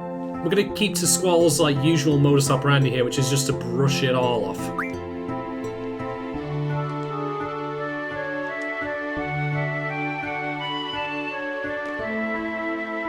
Do you want to play cards? Nope. I'll be back for you later, Sid. You've got a card I want.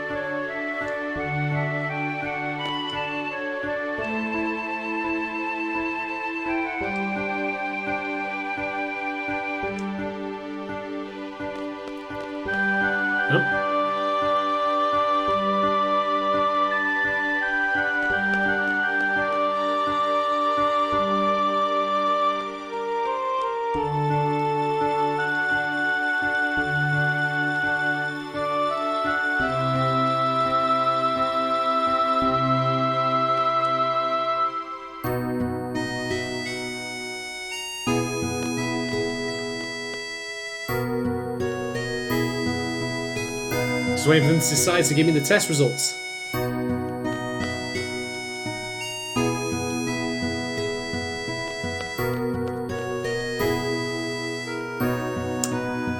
Just glad nobody got hurt, says the man who's literally sending, like, child soldiers out there. Jesus Christ, Sid.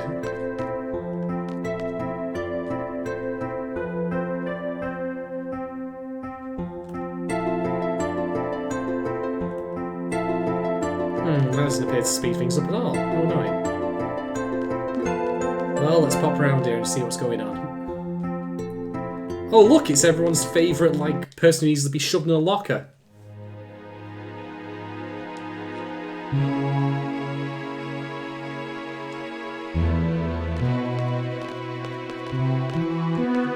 Bang to rights there.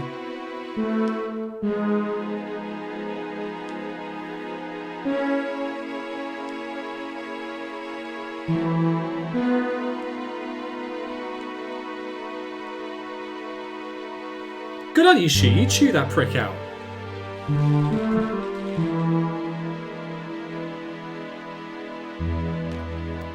Later, loser. Big L. Oh, his Cypher crying. I'd have more sympathy for him, like, but honestly, he literally said he just wanted to go out there to cause chaos.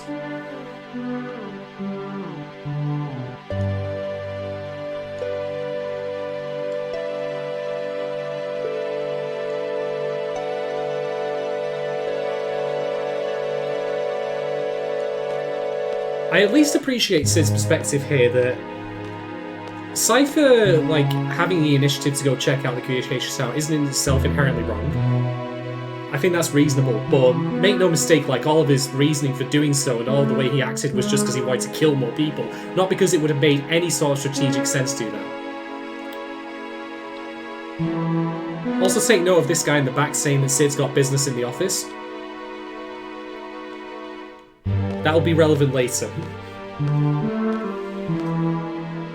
Anyway, how do you feel, Cypher? Nah, nah, nah, nah, nah.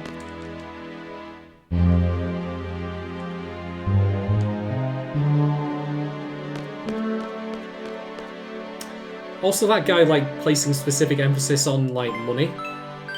Again, that'll be relevant later.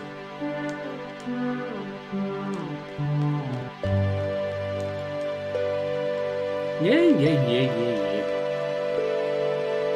No, yeah, like, you're right, Go-Go-Type Robot. All the music in this game is great. Even the incidental stuff that's, like, even for, like, the deployments of the satellite dish.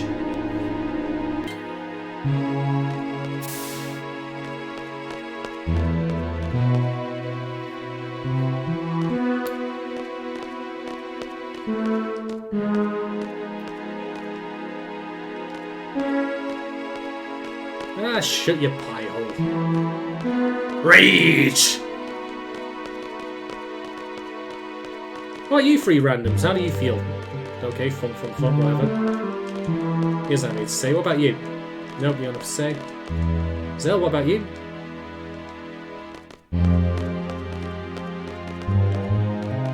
So, this is actually timed, but you just literally have to wait it out.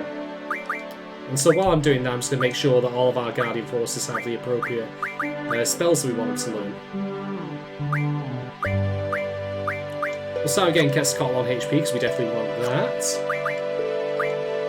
Shiva's on Elemental Attack, which I'm fine with. Ifrit, some magic. Preferably didn't want it to actually learn that, but never mind. Got the fire magic. And Siren's already set to life magic, so we are set. Squall's gonna get some stuff junction to various whatsits here. Alright, and now I can just literally put the controller down and this next bit will play itself. Ooh. Cheers. Now let me just read this from my wrist. Oh yeah!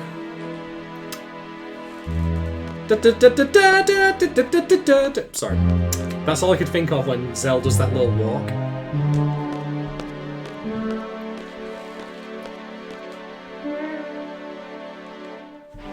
Damn it.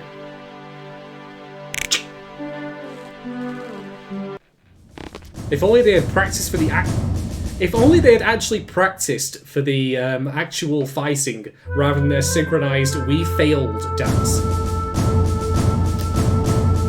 Also, I love that Sid's got a gigantic throne that he sits on. But that being said, also consider maybe why that throne is there just for later in the game.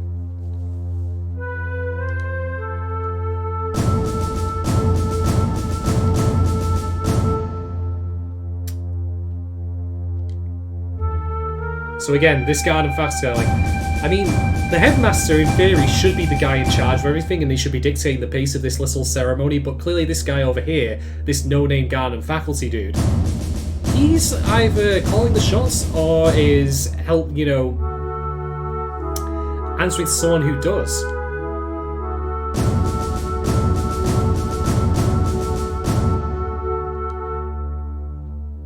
By the way, notice how Zell is completely bottled upright while Spores is kind of cocking his head to the left. His head to the left. Alright, time for the rank report.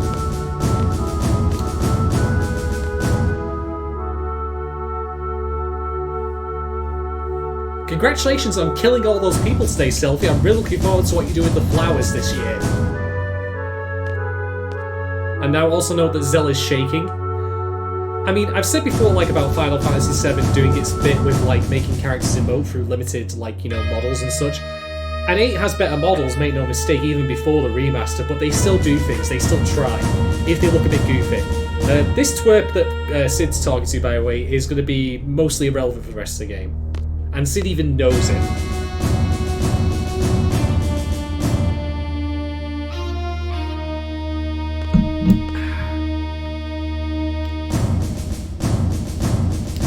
Finally a gunblade specialist. Oh boy. I wish there was more to this throughout the game. Gunblades are clearly a big deal. The people who wield them, if they wield them well, they're quite special. You'd think there'd be a long history of gunblade wields and stuff, and that could tie into some stuff that I'll talk about when we get to upgrading weapons. But I guess that's not a thing.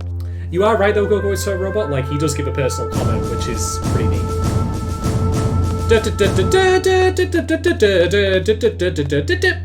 Sorry.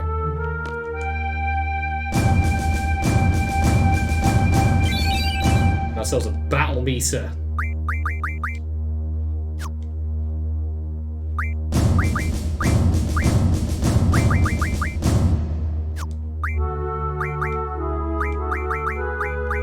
So this is the magazine that we got, and this allows you to upgrade weapons, although all of the weapons are actually, they're in this issue, are ones that we already have.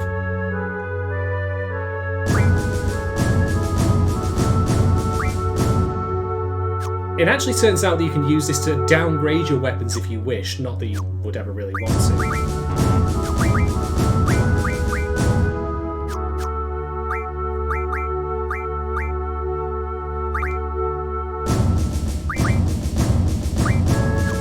Try to figure out where that battle meter is. It's not important, we can figure out later.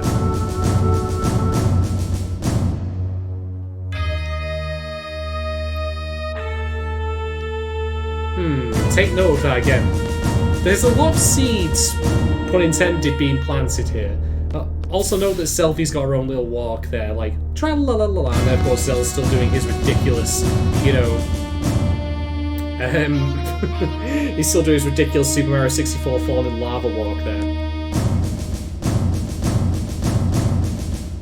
Yeah, sure you will.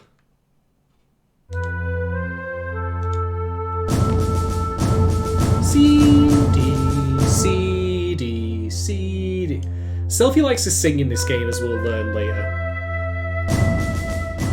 Anyway, excuse me. Excuse me.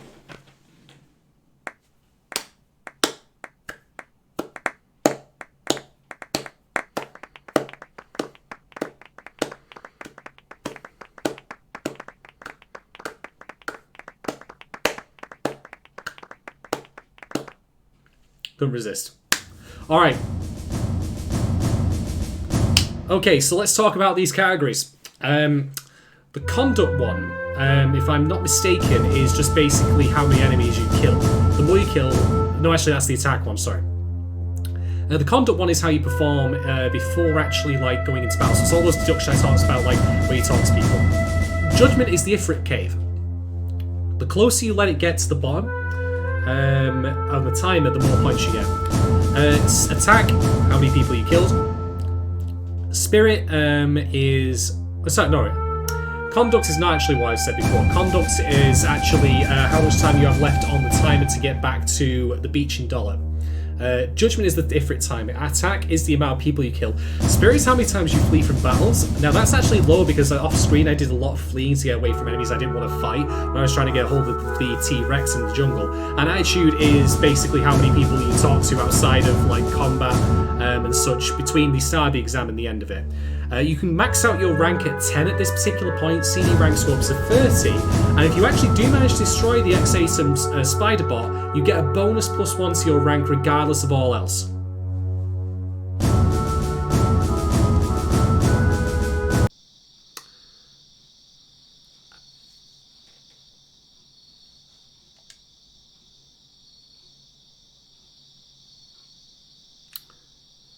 We never get to see them in the CD uniforms, like, for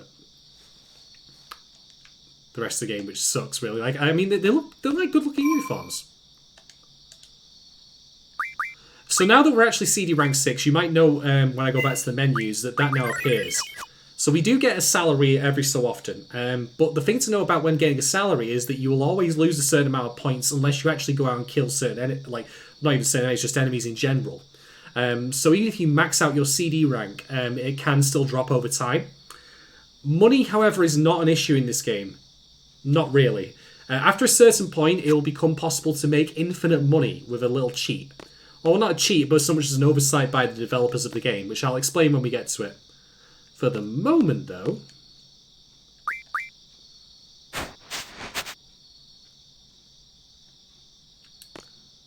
yeah, it's not a bad-looking uniform, actually.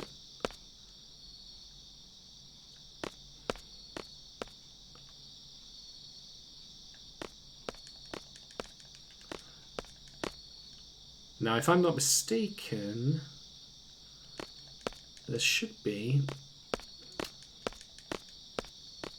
it might be on Squall's drawer, actually.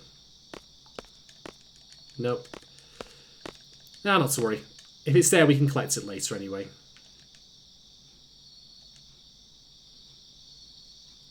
Party! Like, Selfie is the most 90s character ever. And Squall is absolutely hissing up that party right there. Just getting the casual lean on, you know, like this. Too cool for this party. One thing about the remaster, unless I'm not mistaken, is there's actually nothing in that glass.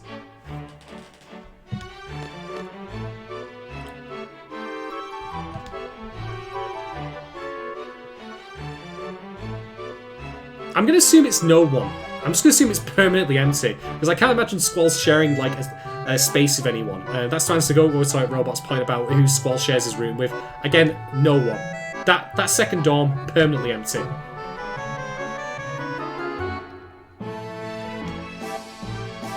Wrong Hansel, like the other one's occupied with a glass that doesn't have any drink in it.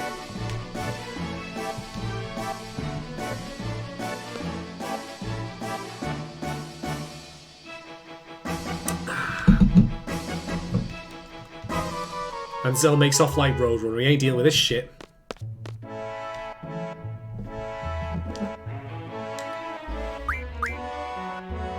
Sounds like a lot of effort. So I'm just playing to Squall's type here, though. But this, again, is like, along with the Invasion FMV, and what's about to follow is one of the more famous FMVs from this game. Who might this be? Nah.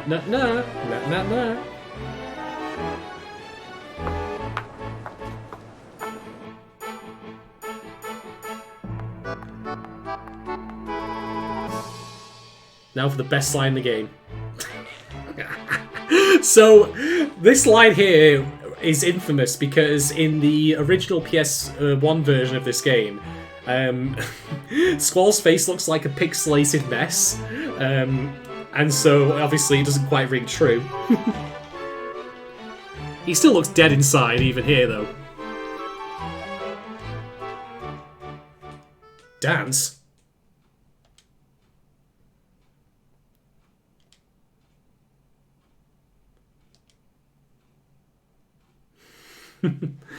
So, you probably already know who this is based on the FMV smelling the game.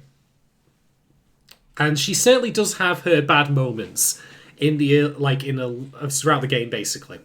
But Moments like this I actually find quite endearing. She reminds me a bit of Era from the remake specifically, in some of her mannerisms. Like you know, she's at least being, you know, extroverted, positive kind of thing. You know, I mean, she at least got a chuckle out of him.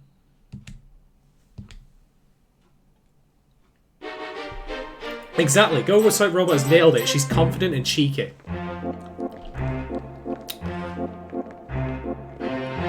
I'm just going to point out ahead of time, by the way, I could criticise Squall's dancing in this scene, but I'm not going to, because even as badly as he performs here, I have never done any better.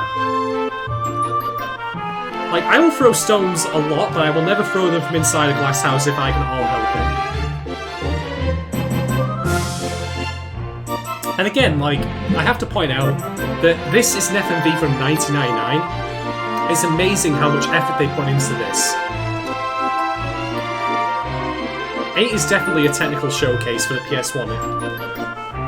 9 would certainly improve on it in some ways, but this is a lot to go with, like, for an FMV.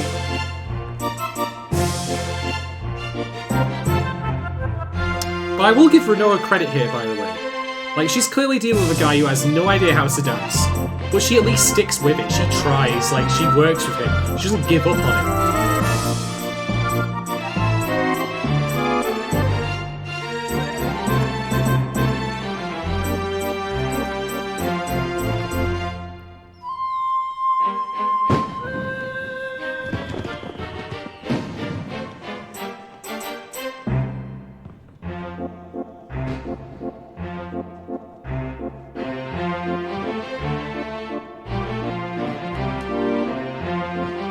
Well, it was fun while it lasted, Squall, wasn't it? Poor guy. Also, unless I'm mistaken, his hair has inexplicably turned to black in this scene. Maybe that's just me. I'm guessing Quistis is not really, you know, into formal wear.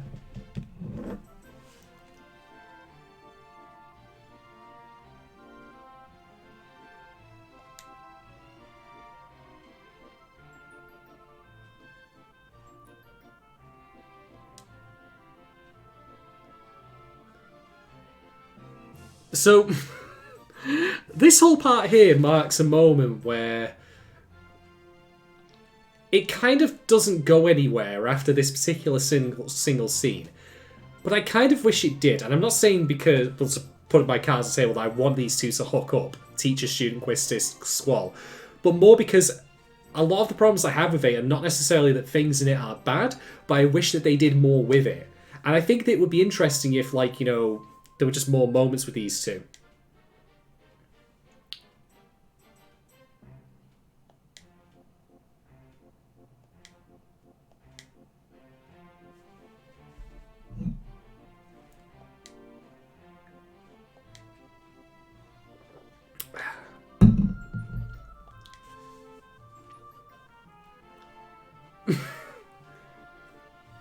You may insert your own, like, responses as to what you would say if someone who was of a sex and gender like that you were into, you know, would say, like, I want you and I as Ghost of the Secret, like, how would you respond to that?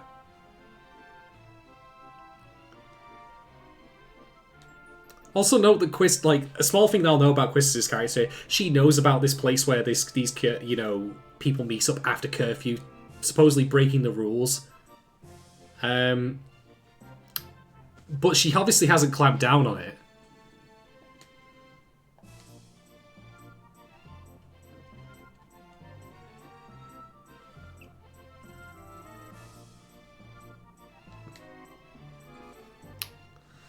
Well, what do I do then? Do I go and, you know, head to the trading centre, or do I continue getting all the free champagne and vol au vents? Well, I never did like vol au vents anyway, so, you know. Not going to elaborate on that, Quistis? No? No? Alright, fine then.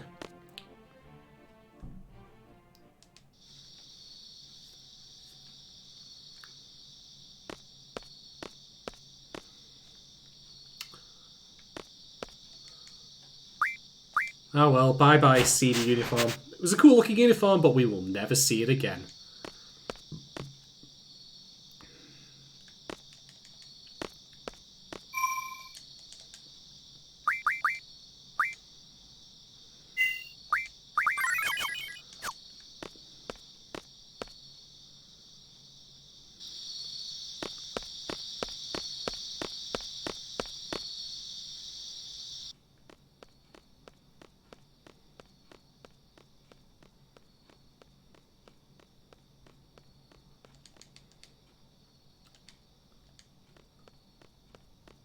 No, no fun allowed, eh? Well, let's head over to the training centre then, I guess.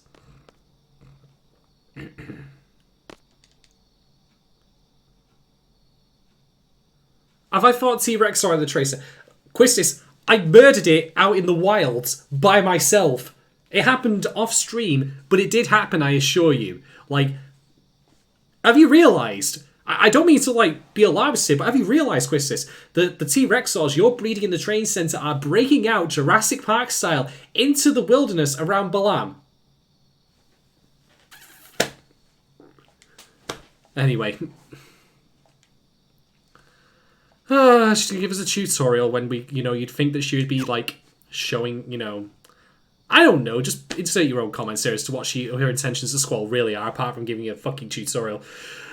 But anyway, she is right.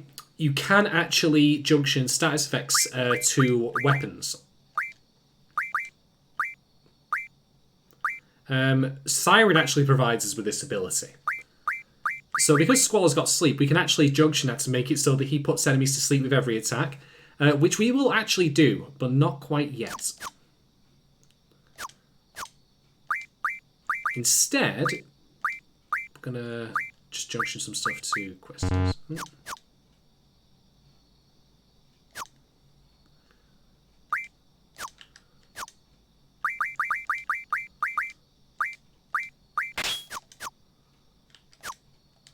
It isn't normally this tedious, by the way, to junction GFs to people. We actually do get a very nice command later that will allow us to swap stuff around quite easily.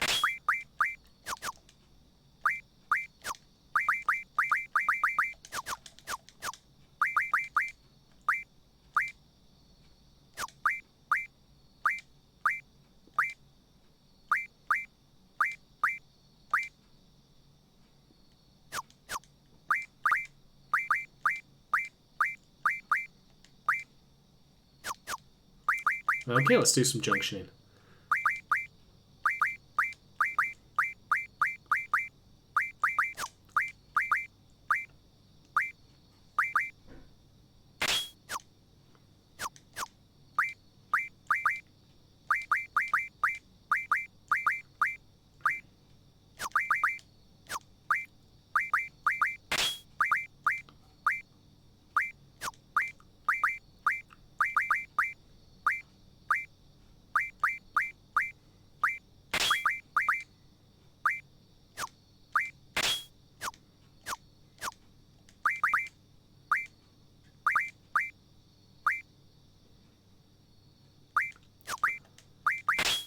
Okay, I'm just going to set some stuff here. Because we are eventually going to end up fighting T-Rex. Oh, speaking of which, by the way, you might note on status defense here that Azuna, which is your typical Final Fantasy spell for clearing all status defense at once, you can junction that to status defense to provide protection against pretty much everything save for, I think, petrification, slow, and also death. But it won't provide you with maximum protection. It'll give you 20% most of 100 banked. So anyway, we should be set for the moment. Everyone has a GF equipped, which is just what we need.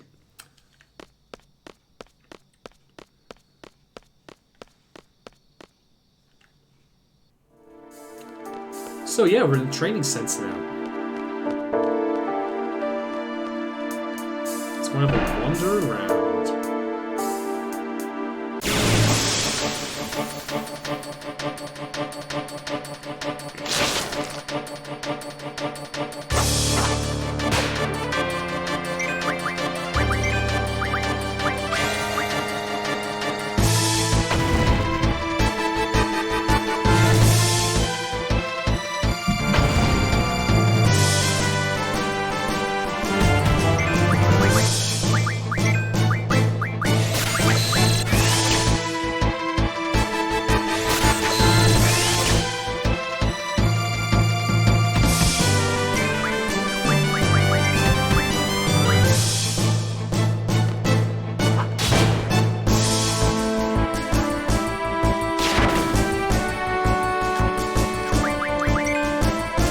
So yeah, a general trend of the monsters in the training area is that they're all usually in some way either causing status effects or being weak to them. This is another kind of tutorial section of the game, basically.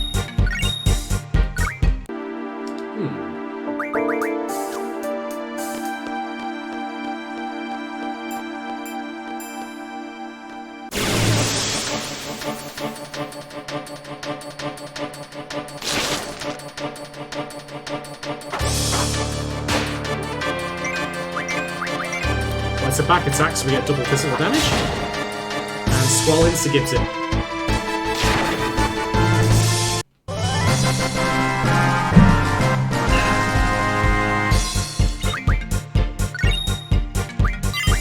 All of these drops, by the way, are things we can refine later into magic, so they're all useful.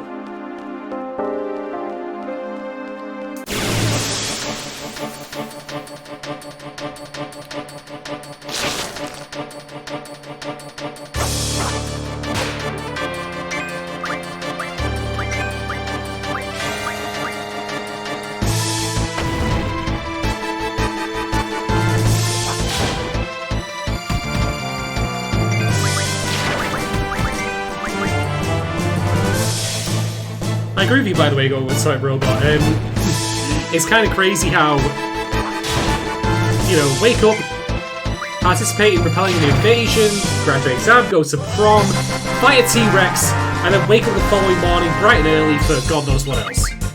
It's kind of silly when you talk about it like that, you know. Oh, well, everyone's maxed out. The reason I've given Blizzard to Squall, by the way, is because some enemies that will be fighting, rather to his junction, to his attack status, is some enemies that we'll be fighting in a bit will actually be weak to Blizzard.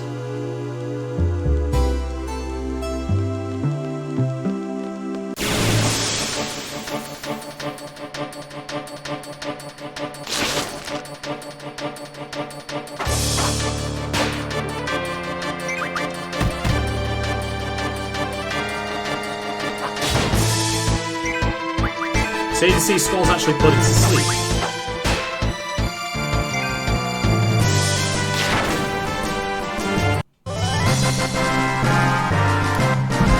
I should note, by the way, also, when I junction sleep to Squall's attack, it did say that it had a 99% chance of hit, but enemies do have resistances to status effects. So even if you have a 99% chance to land it, it will either... Some enemies are also just immune to it, period. And some others reduce the amount for which they can actually, you know, be affected by it. Like, for example, if an enemy is 50% resistant to silence, then that 99% is quite hard.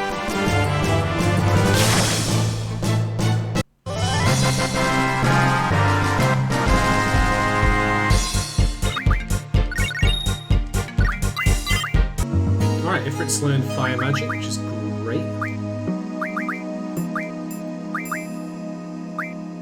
So next thing I'll have Ifrit learn is strength plus 20, because GFs get new abilities as you actually learn more of them. So that will actually be quite useful because we'll get a new ability we can learn from that called Strength Bonus. And what Strength Bonus does is if you have that equipped as an ability on your character, it means they actually get bonus strength as they level up. So it's important to get that early rather than later.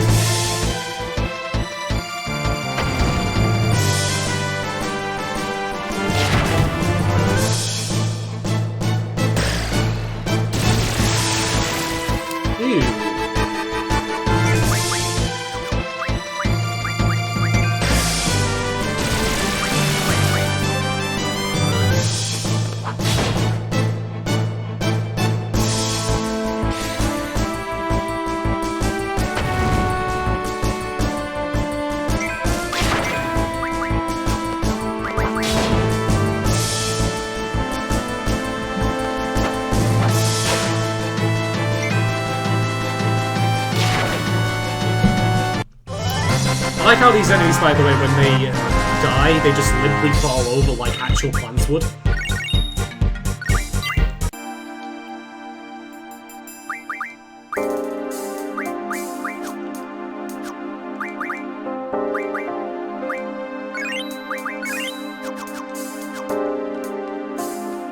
Alright, let's set on free.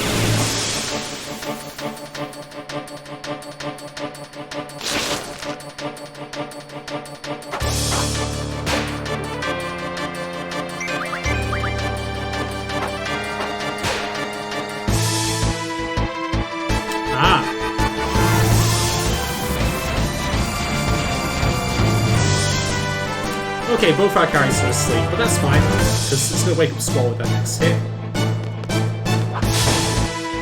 And he comes in, cleaves into it.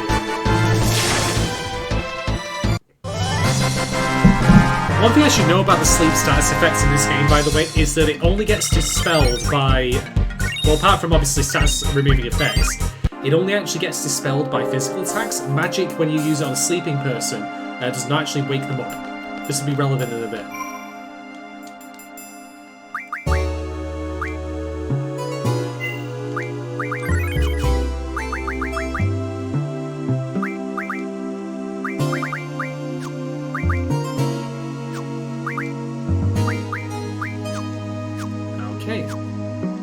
So before we actually proceed into the next fight, what I'm going to do...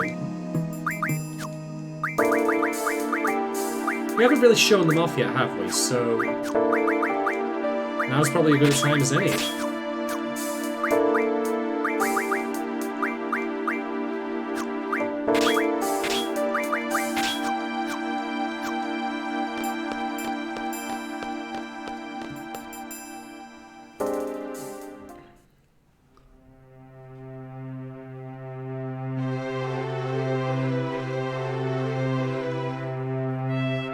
This is backstory I wish was expanded upon. Because Quistis was a student at the Garden before she became an instructor.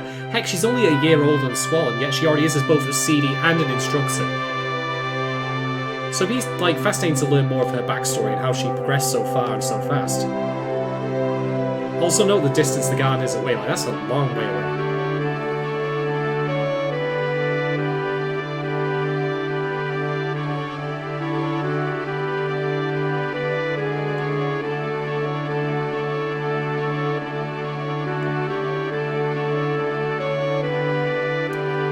Yeah, the music here is really good as well.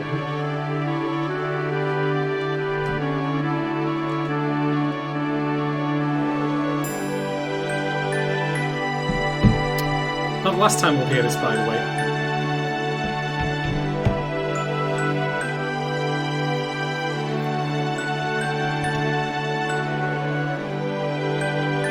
So yeah, Quistis has basically been forced out of her instructor role. And one can wonder if that's because of what's happened with Cypher, or if it's just because maybe her time to move on had happened.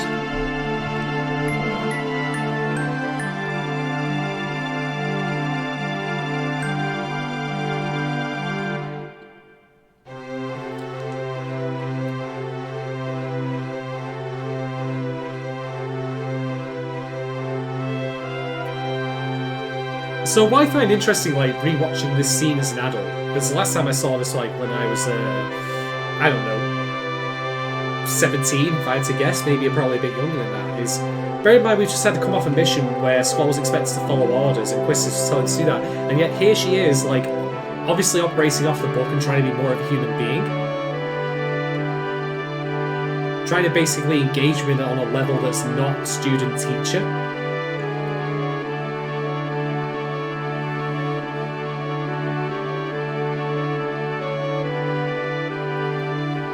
So yeah, CD at age of 15, which is 2 years younger than Squall, so she was a prodigy.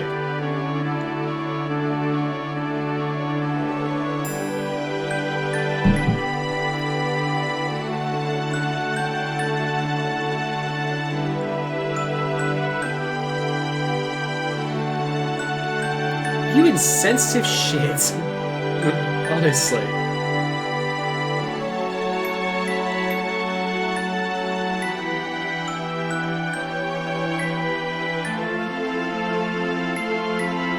Honestly, like, I am literally stunned that Squall will ever learn the touchable woman by the end of this game.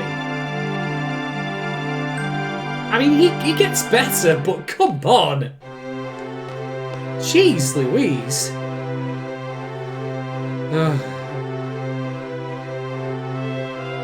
No, it's not your fault, Quistis, honestly. It's all him. It's just being a shit.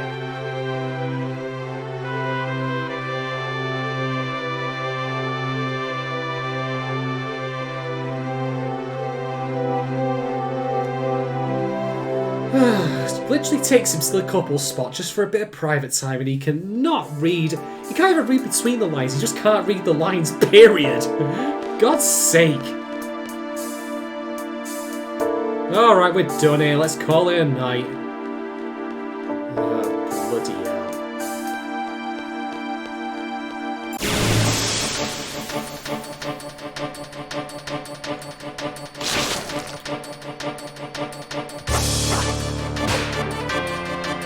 Alright, since we're here, let's show off the Guardian Force. Oh, it's definitely there. So this is like the first Guardian Force I've summoned throughout the entire run. The problem is that they take so long to actually play that it feels a bit extreme. Like, but the reason we want some of them right now is because they are the only like consistent ability you have to track multiple enemies at once. And also, that's a pretty decent amount of damage, as you can probably see.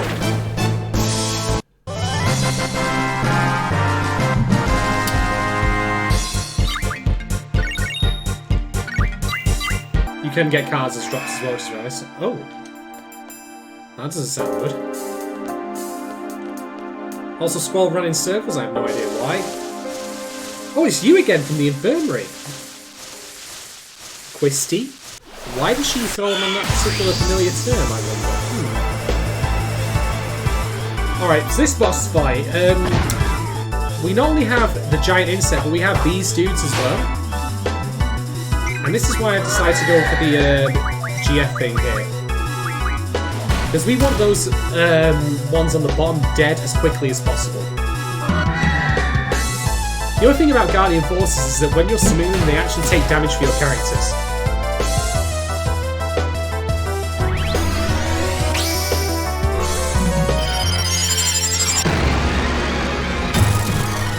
There are also a whole bunch of factors that go into what makes a Guardian Force summon faster or not. Something called GF compatibility, which I'm not going to really go into because it's not all that relevant to later in the run.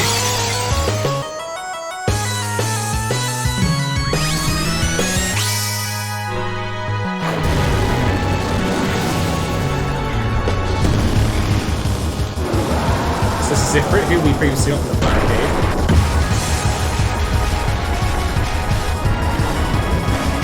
Slam dunk!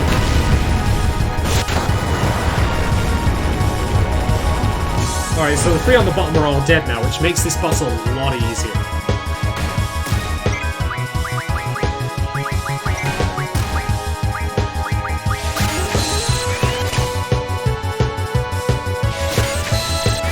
Alright, so get some shell magic, very nice. I'm only going to take a couple of these because we'll at least be able to stock up later.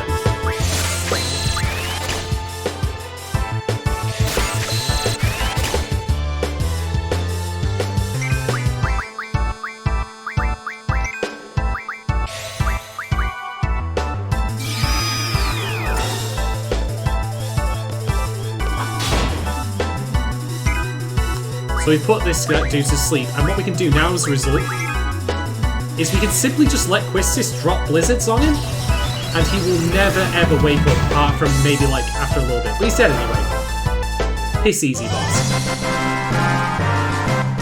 Maybe she's not so useless after all.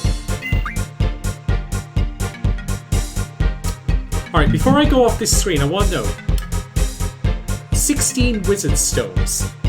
What are wizard stones, you might wonder? You can refine these into the highest level elemental magic in the game. Which means you can literally turn them into Blizzagas, Faragas, etc. level 3 magic and immediately junction them to Squall's strength.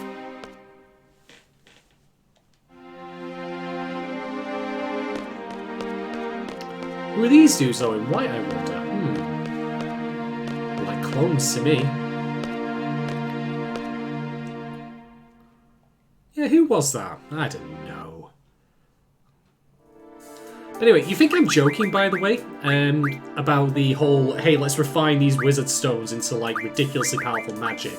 Well, first off, let's just heal up.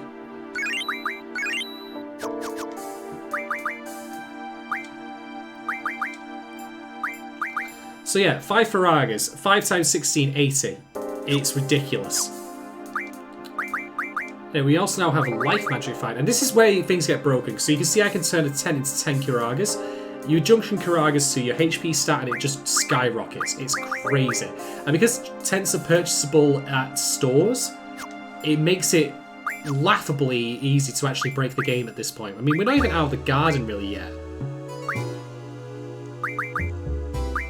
Anyway, we're going to want Tool Magic Refine now, so we'll do that. But we're not quite done yet with this particular part of the garden, because we haven't yet fought the T-Rex sword, if you might recall. And yes, I have fought one off screen and killed it, but I want to just prove that I actually can do it.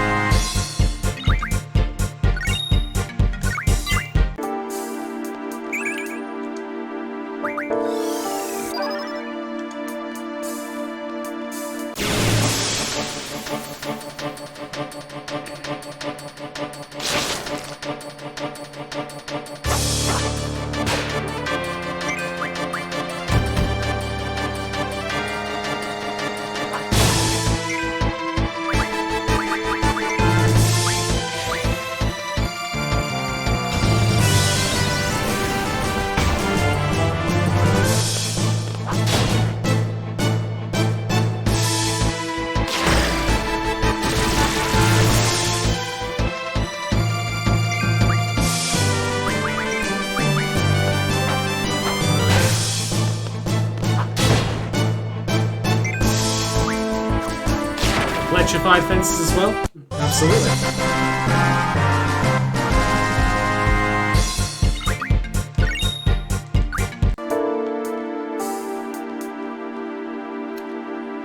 So we're going to do what the kid we saw out in the on the main garden area does, which is do laps until at least we get to fight a T-Rex.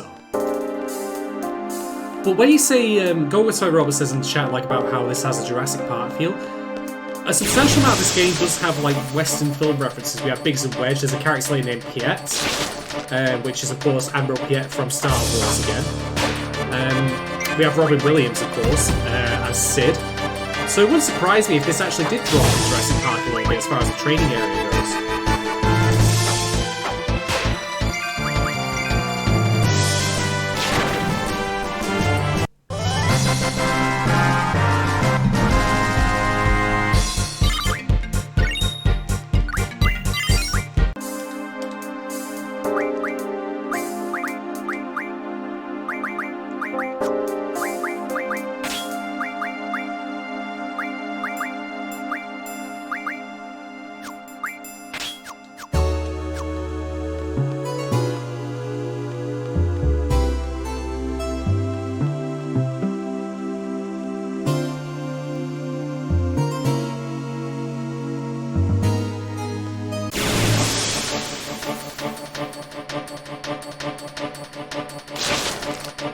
Still not run into the T-Rex. So I've already run into more of those out in the wild than I have here, to be honest, which is kind of crazy.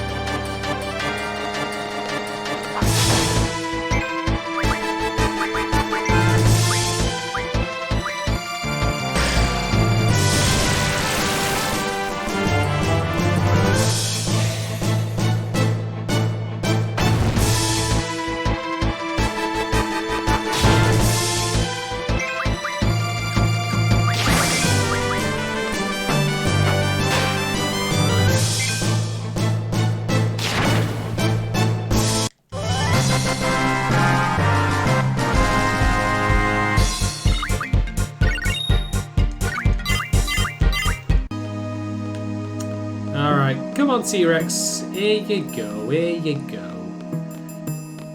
Just does not want to show up, does it?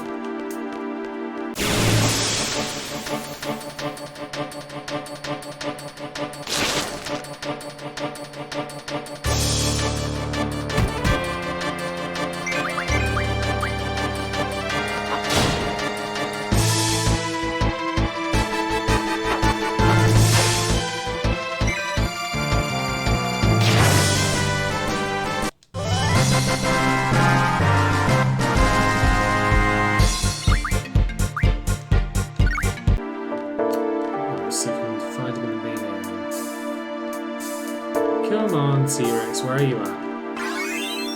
Ah, there we go, first salary. And we actually went up a rank as well, so that's even better. Your salary is 1,000 gil multiplied by your rank, so your maximum gil is 30,000.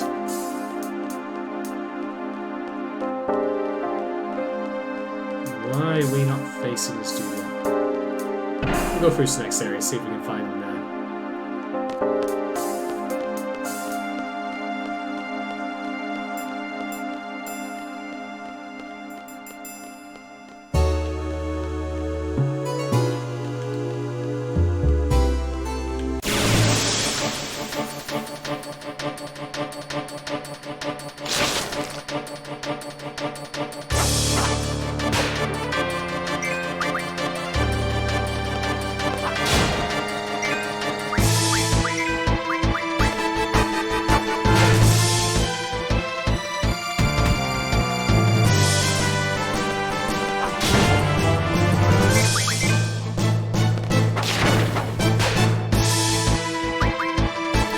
I'm surprised I didn't do that.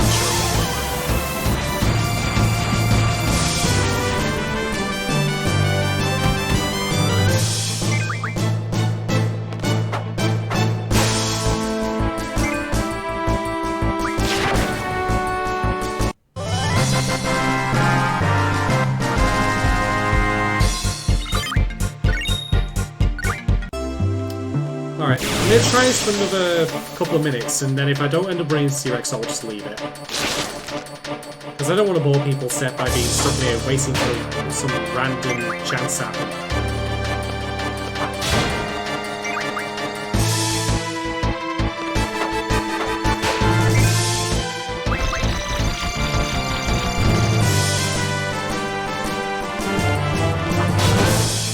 That's a random one, I've not seen that time before.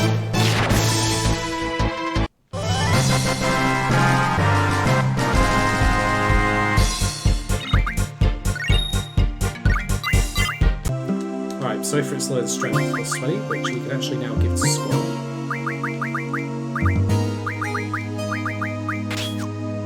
It's not a massive increase, but it's something, you know.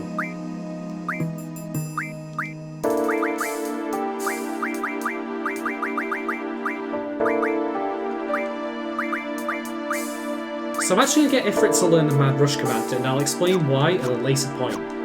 But it's going to be ridiculously useful. But that remains my little secret as to why it's going to be useful.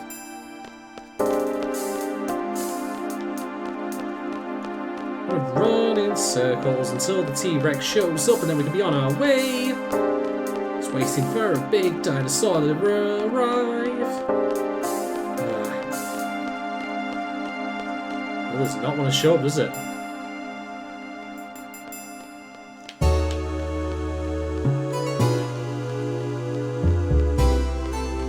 What if I had a giant dinosaur? That's weird.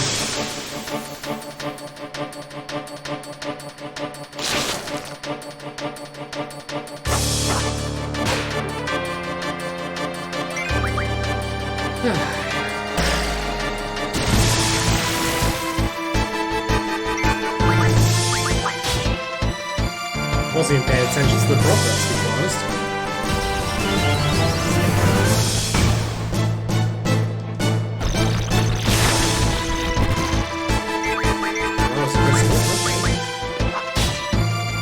Again, let's pay attention to the prompts, but never mind. It's dead anyway.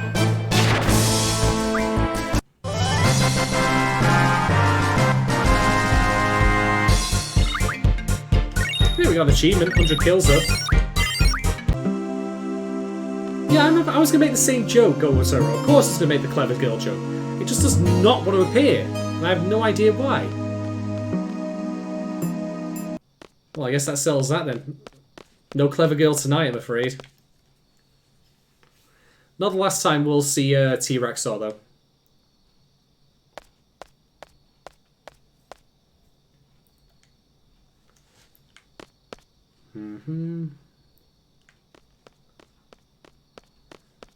Alright, take care, Grumpy Cloud. Thanks so much for joining. You have a cracking day, and I'll see you soon. Alright. Well, I suppose I didn't see the T-Rex, or I didn't manage to, you know, hook up with my instructor, dance with a girl who ditched me after 5 minutes. I got my CD rank, but it just... I don't know, like, Cypher got shat on, and that made me feel good, don't get me wrong, but, like, I don't even know what I'm doing anymore in my life. Who knows when I'm going to get deployed next? It's just all kind of bleh. So, let's go and have an emo mooch back to the dormitory and call it an evening. Yeah, just go put my head down. Hopefully I'll get distracted on the way, you know. Wouldn't that be great? Oh, jeez.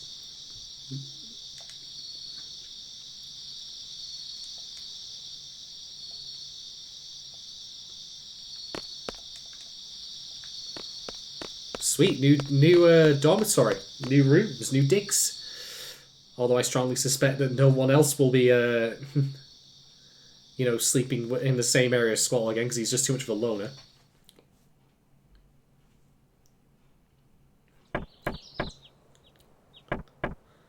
I'd sleep in my clothes and everything. Too cool to sleep in pajamas or boxers. So, the thing I was looking for before, you might have noticed, was actually this, which is the April issue of Weapons Monthly. And this gives us the opportunity to do our first weapon upgrades by knowing actually what we need. We need a steel pipe, and we need some screws for this one, for Squall, blah blah blah. Although, note that we have some weapons here that we don't actually have yet, including this thing that can be launched from a wrist launcher, and this gun.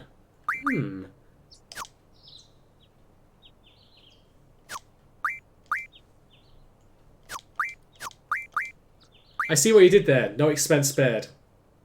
Jurassic Park quote. Love it.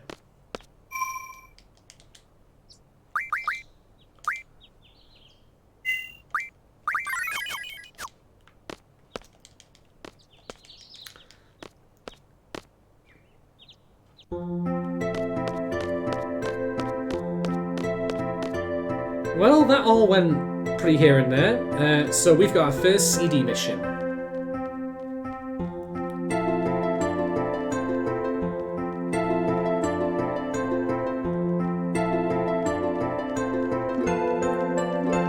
So there are two final things I'm going to do before I actually call it for tonight for the stream. Both of which actually involve SIDS, as it turns out. And one of which is actually very, very dangerous, but... well... no one got anywhere without being brave and giving it a try, so let's do it.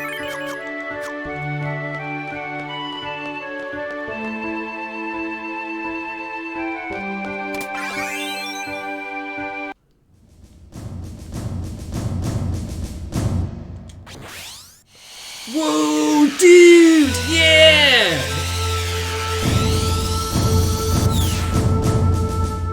This is also the first time we get to see Zell in his casual uniform.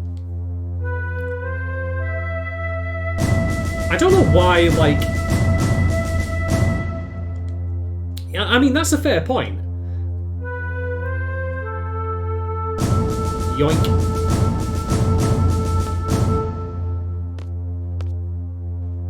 So you're meant to be like professional mercenaries, but you're also still students, so that's a bit of a jip. So much for like living your own independent life.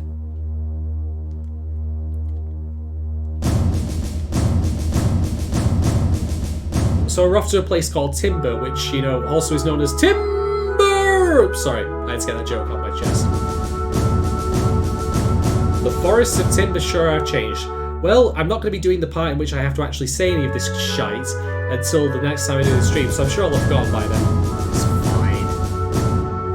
So we're going to help a resistance faction. Fair enough.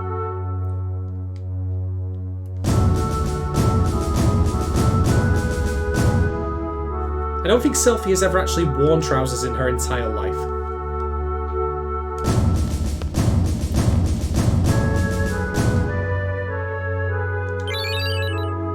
Alright, so that's one of the things we do, but there's something else. No, it turns out Sid won't do it. Alright. You actually can play cards with Sid, but it doesn't seem he wants to play them right now. So with that in mind...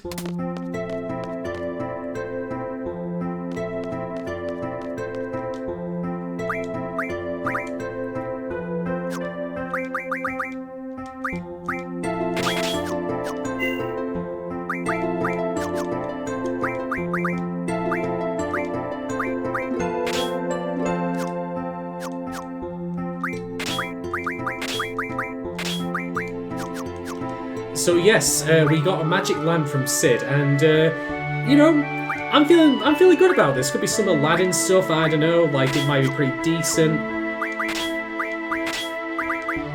You know, give that thing a rub. Why the hell not?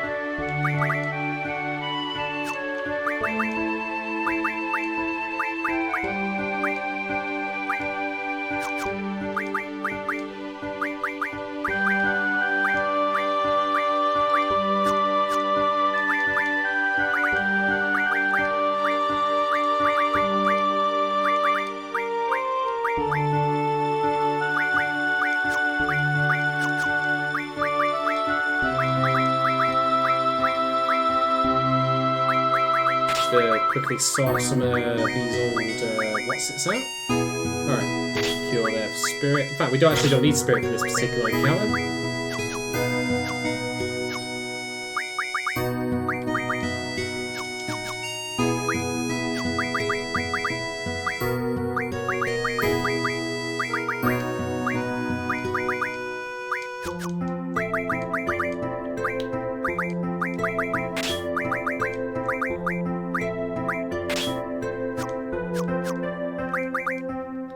Alright, I think that'll do it. So...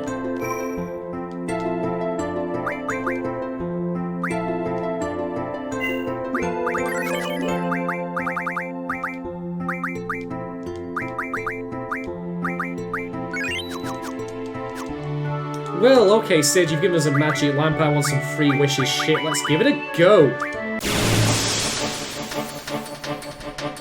Alright, so the magic lamp summons this dude, the devil, Diablos, and he is not to be fucked with. Under any circumstances, he will wreck your ship, unless you do something very specific.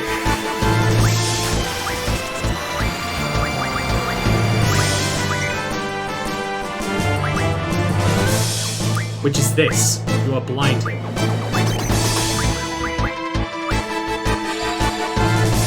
So, Diablos is the guardian force that focuses on gravity magic, and if you played Final Fantasy VII, you might recall that gravity magic tends to deal its damage based on a percentage of current health, which mathematically means it is impossible to actually kill anyone with it.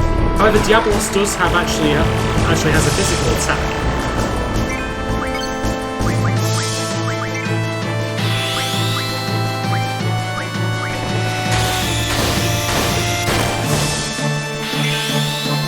So that's why I blinded him, because that means that he actually can't end up hitting us with that particular physical attack of his.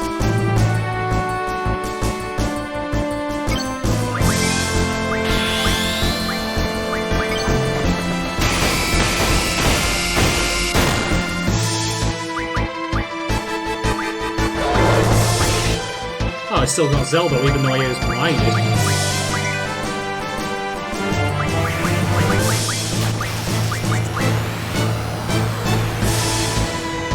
Also, that blind is now worn off, which is a bit annoying.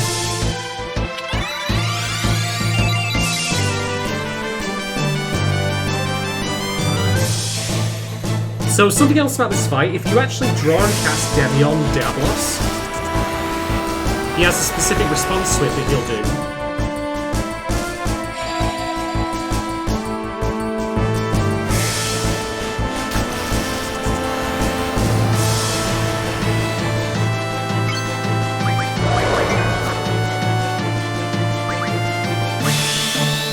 Time for the duel.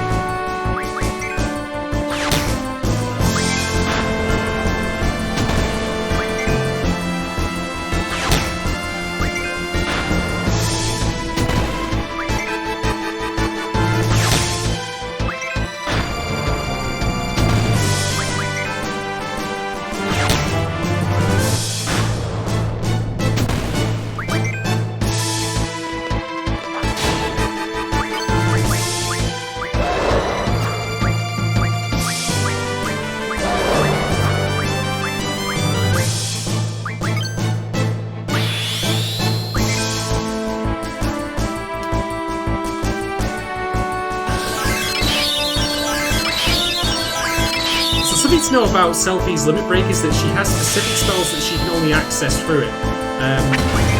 No one else can use them. For example, Full Cure.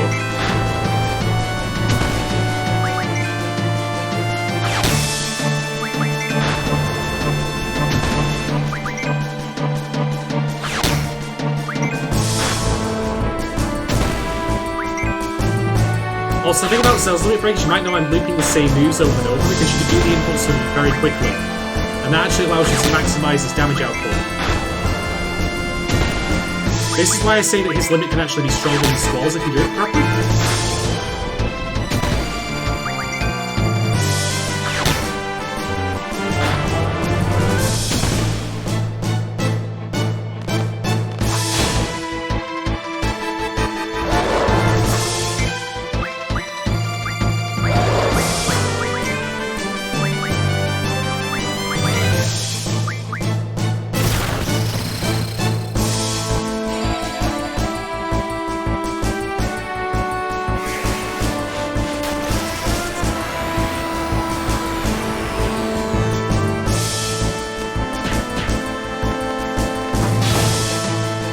There we go. Not so bad. We only got unlucky on that one particular instance where, despite being blinded, he still managed to hit Zell, but Phoenix Down solves that. Diablos card, 20 AP, always nice. And a new Guardian Force for our troubles as well.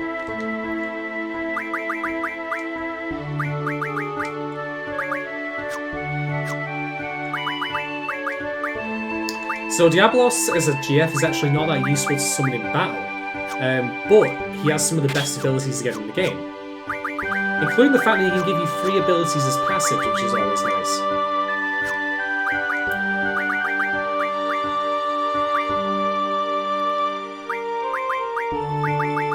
So yeah, we've got some really good stuff here. I'm actually going to say this is Learn Mug. We want that as soon as possible so we can start stealing items from enemies. Other than that, that basically brings us to the end of tonight's stream. So thank you very much everyone for joining. I've really, really enjoyed doing this one, and I hope you have too. Or at least I've enjoyed watching it, rather, I mean to say. I will return next week to do some more of this, but in the meantime, I hope you all stay safe, stay healthy, look after yourselves and each other, and have a very good Friday. I will save, call an evening, and until next time, take care.